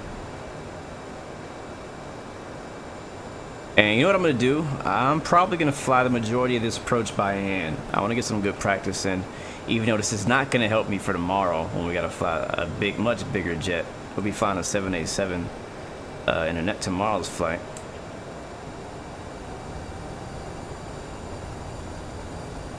Alright, we were slowing up for the slats. There they are. Power, and we are leveled off now. The plane is following the flight plan, which is a good sign. Incredible stand, you're an A310 fanboy. Nice. Traffic America 1141 is on final. 10 left. He's on final, so we'll be landing right behind him. Gonna hold that out. That speed right there is good for me. And I'm gonna go ahead and get our replay set up while the plane is flying this last fix, so we can check out the replay after we land. Oh snap! What time do I work? Okay, I'm good. I was like, do I gotta go? Let's see, record.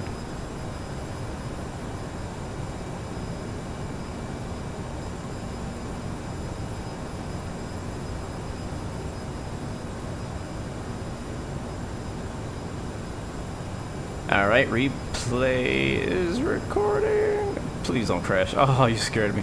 Alright, replay is recording. We're good to go, guys. Left base. I'm gonna switch over to heading mode because let's get down to 4,000 as well. We're just gonna fly the rest ourselves.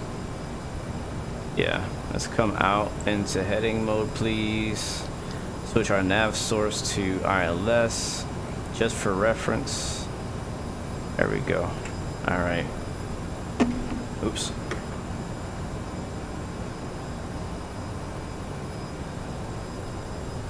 My aircraft.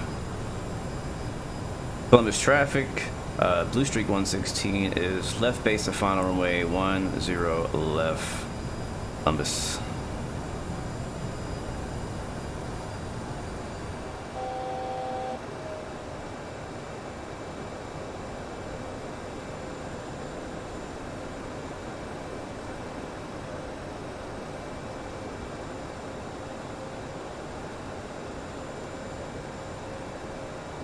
Oh, I got the city right there.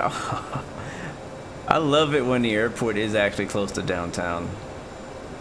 Houston's not like that. Our downtown Columbus is... traffic, American 1141 has vacated runway 10 left on Echo. She's all yours, Blue. All right. Yeah, it's we went wide there, but in Houston, downtown area is like a 30-minute drive still. You can see it when you're landing pretty clear on a clear day, but it's not very close like this.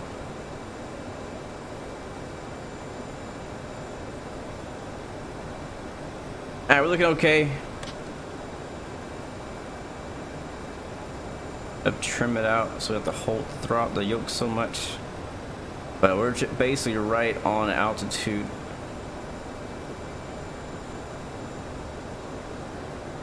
I will say though, like compared to the 787, the CRJ is a little bit more pitchy. That's just kind of a characteristics of the add-on.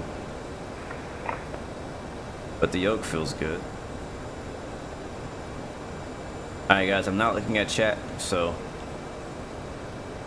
make sure your seatbelts are on and you're braced for anything, because it could be either really smooth or really not. All right, we're less than 10 miles out now.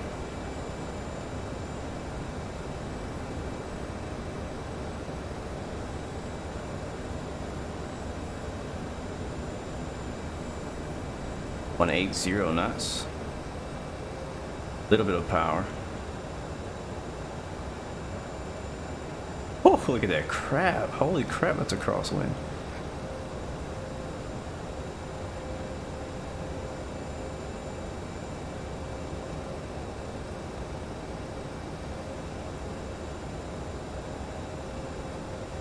Columbus traffic, Blue Streak 116 is on 5 mile final, runway 10 left, Columbus. Definitely getting some crosswind practice today. 1,000. Power, a little low. Alright, drop the gear.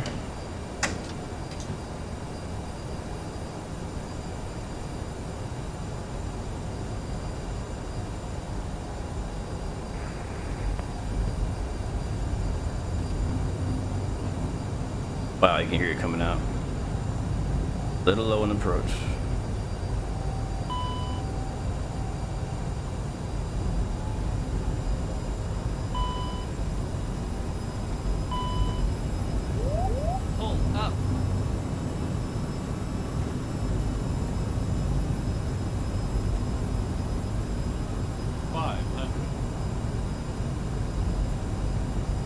Bit of a balloon effect right there. Pull up 500. Terrain 400. Too low. 300. Terrain 300. My gear is down. Sink rate 200. Too low. Flaps 200. Too low. Flaps.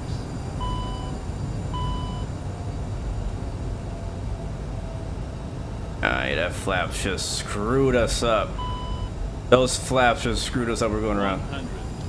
Medium for Sierra November 241, I'll let us know. Please keep your seatbelt fastened as we will be landing shortly. Hero. Columbus traffic, Blue Streak 116 going around left traffic. Columbus. Yeah, I forgot the flaps, and then when we put the flaps out, I don't know if you saw it, but we started going like this. And I was like, we're not gonna make it now. I should just landed with the flaps I had. I felt good. I felt real good. Alright guys, going around left traffic, make a short circuit. And let's go to like 2,000 feet. Yeah, I'm not ashamed to go around anymore, guys, because it's either go around or have a super unlegit smash landing, and I'm trying to get better than that. But yes, a rare blue go around. You guys know me. I'm gonna smash it down. I'm gonna smash it down. Anybody got time for go arounds?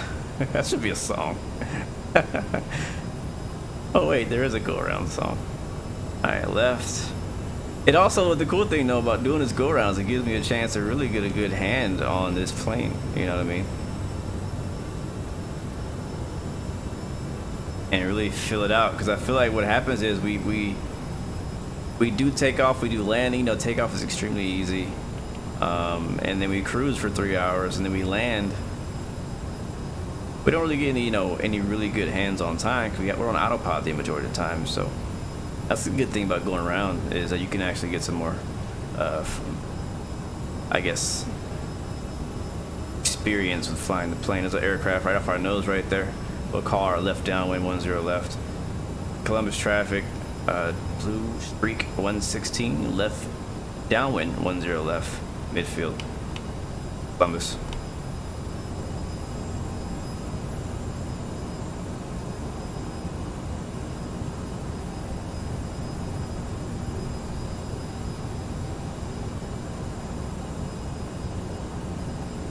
Number 24, we're declaring an emergency landing. I have no control over my throttles. They have suddenly gone off. Yeah. Uh-oh, it's emergency landing. I know where, I couldn't hear where he said.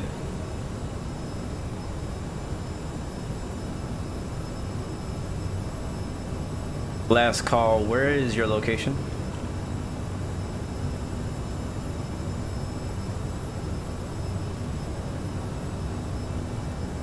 Yeah, I didn't hear where he was at. He just said he had an emergency landing because there's something wrong with his throttle. Oh, we're on approach for set 10 left, but we're going to be circling back to 25. Okay, I think he's at a different airport. Didn't sound like Columbus. Alright, let's turn in. Such a freaking beautiful sim, man. Alright, it's gonna be short final. Columbus traffic, blue streak 116, turning left base, short final, runway 10 left, Columbus. Alright, I'm gonna drop the gear now. We're gonna be right on the runway when we roll out.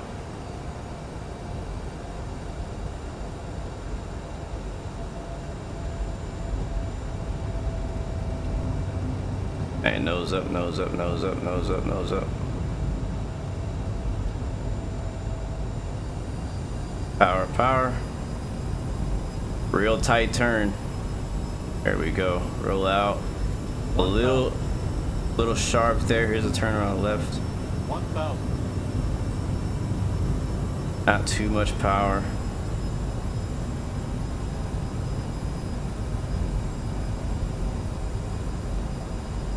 Alright. Good thing is I still have the ILS program, so I can actually see extended center line down there on my screen, which is helpful. Alright, here we go. Overshot just a little bit. We're okay. We're on the altitude. We're good. We're not too fast. We're looking much better. Flaps. Did that a lot earlier this time. Expect the balloon there. Anticipate it. There it is. Good news has happened much earlier. We are a little high, but we can adjust for that.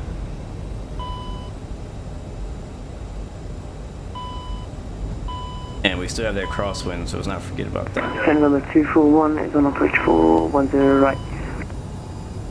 Columbus traffic, blue streak 116, short final 10 left. Columbus. 400. There we are, back on the glide slope. This is gonna be an interesting replay to watch. 300. There it is, 2 red, 2 white. Stay on it, stay on it. 200. Little bumpy coming in over the trees. 200.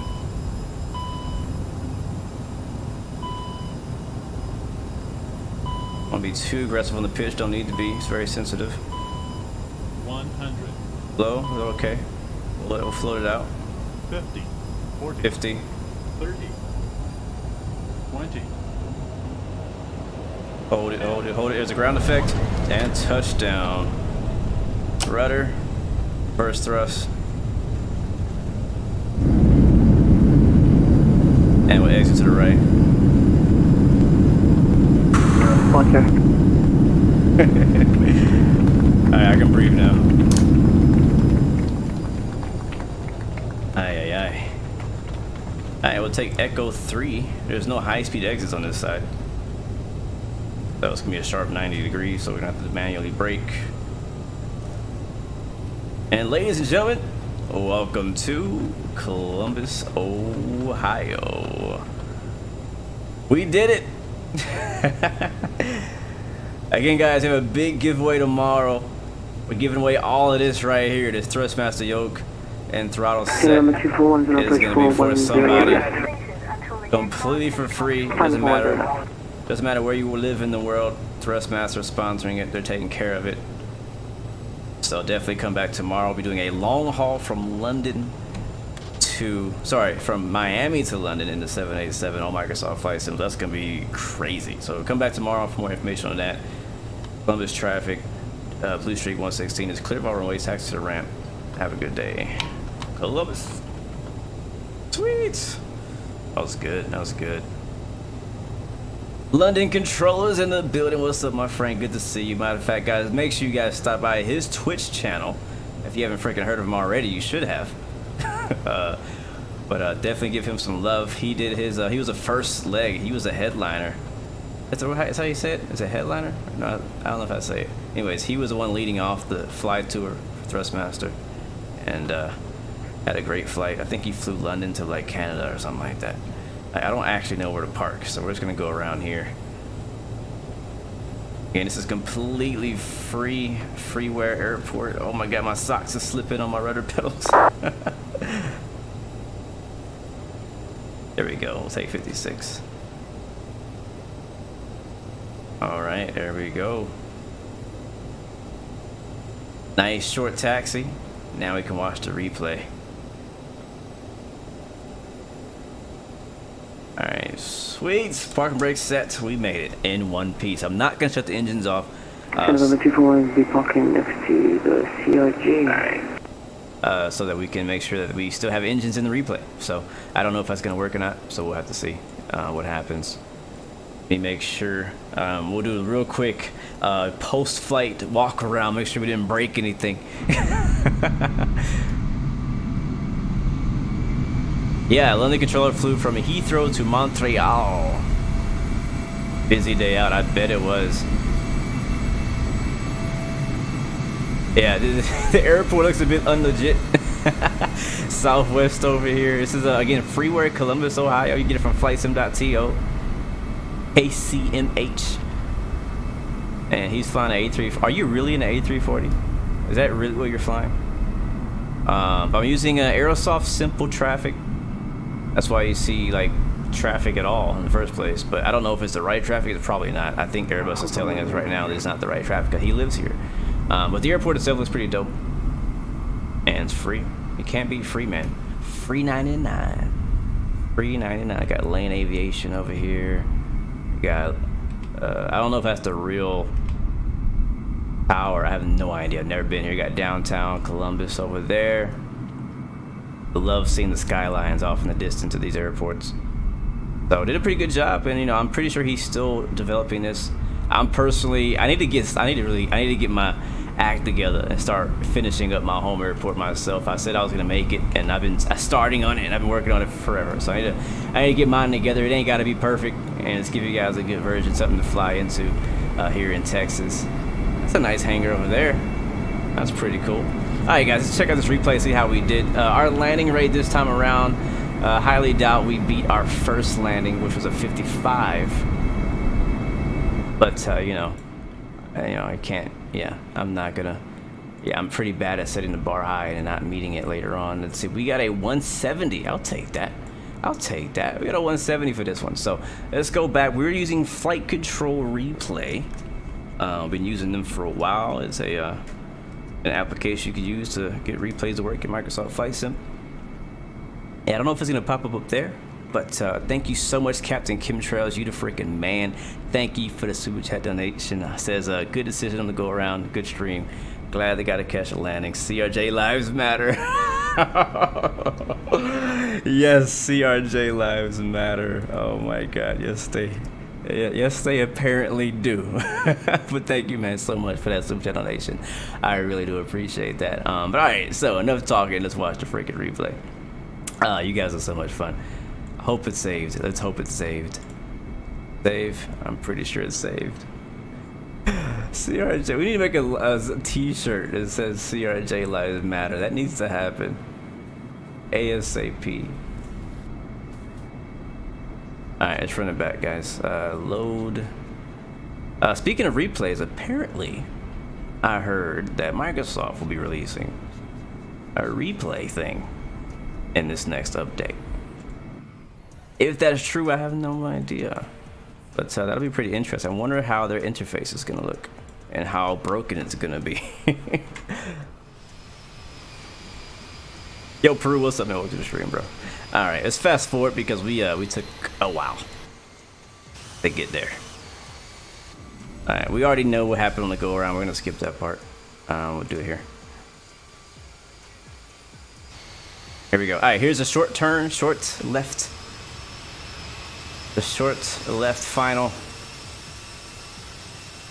I'm gonna take my face off the screen so we can enjoy the view. There's the airport, and there's me. So you saw we went wide here. We actually went too shallow. We went too sharp first, and then we went too wide. Yes, it's gonna be their dev mode. Apparently, within the dev mode of Microsoft Flight Sim, there should be a replay function after the next update. So we'll see how that works out. Hopefully, it's good. I really hope it's good. We've been asking for it for over a year now since the game came out. We were like, what? Like, it was really hard for me to believe the fact that we didn't have a replay system by default. I was like, what? Like, I'm like, I don't come from P3D. I'm not used to this. X-Plane, we're spoiled, I guess. We get our stuff. All right, let's do the left side. Gotta pick a side. All right, here's a crab. Let's see how bad it was. Yeah, it was a little bit. You can see how off to the right we're looking there.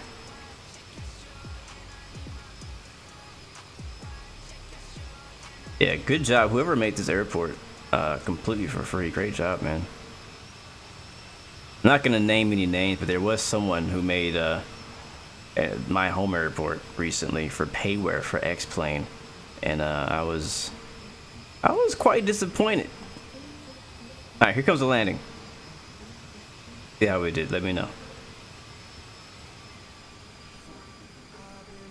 Might have flared a little too aggressively. It's too early. Look at that. Those wheels look massive. Here comes the nose. Not bad. Not bad. Could be much better, but not bad.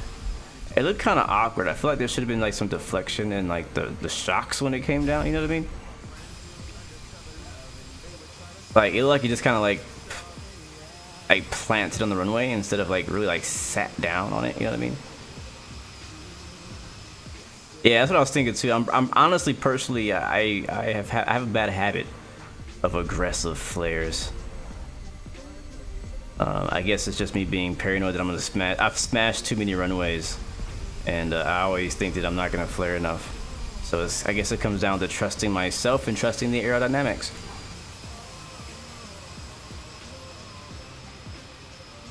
Iowa Scotsman, you keep overspeeding this bird, so you have yet to complete a flight in it. Quick pro tip for you, my friend: turn off crash on Microsoft Flight Sim. Anybody, I don't care who you are, turn it off. There's no reason to have it on. In their settings, there's a way to turn off the crash screen. So if like you crash, overspeed, over G, any of that stuff, it won't end your flight. You can just continue. Matter of fact, you can freaking face plant it right into the freaking Gulf of Mexico, and you can just keep going on with your life if you have it turned off. So it's go into your settings, turn off crash, and thank me later, or thank me now. Up to you. Let's get a wing view. I think it's what you were trying to say, though.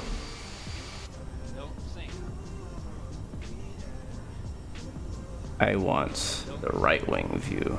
Yeah, buddy. There we go. If we rewind a little bit, we would see Columbus in the background.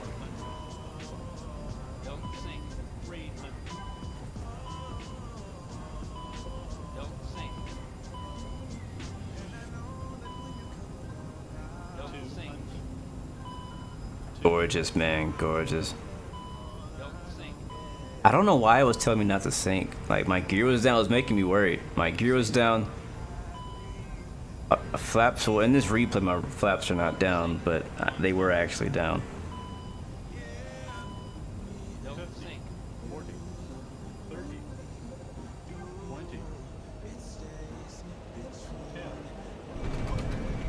There you go. I don't know if FS Realistic actually works on the replay, because we should have got some head shake or some little like camera vibration there on that touchdown. Iowa Scotsman, I feel you, bro. I'm the same way. I like to kind of have like the full, most realistic, difficult experience when it comes to a lot of games, and especially flight sims. But honestly, I feel like the way that Microsoft did that crash screen, it just it doesn't work. So even if you want to do, you know, be realistic, just turn it off. I don't like the way they did it. Yes, Sean, you're right, or Sean. There's supposed to be a detailed Houston airport coming out before. Hello. Coming out before. Are we on VATSIM still? I think I forgot to get off. I did. Whoops. That's not VATSIM traffic. That's something else.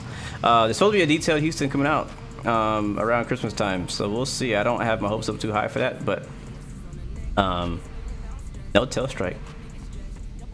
But hopefully it's good. I hope it is good, because I really don't want to have to make it myself. Because like if there's already a payware for the airport in Houston right now, just came out. I don't recommend, like I just said, but the next one, if that one is not good, then honestly I might have to go and do it myself. And it's not gonna be, it's gonna be free. It's not gonna be payware.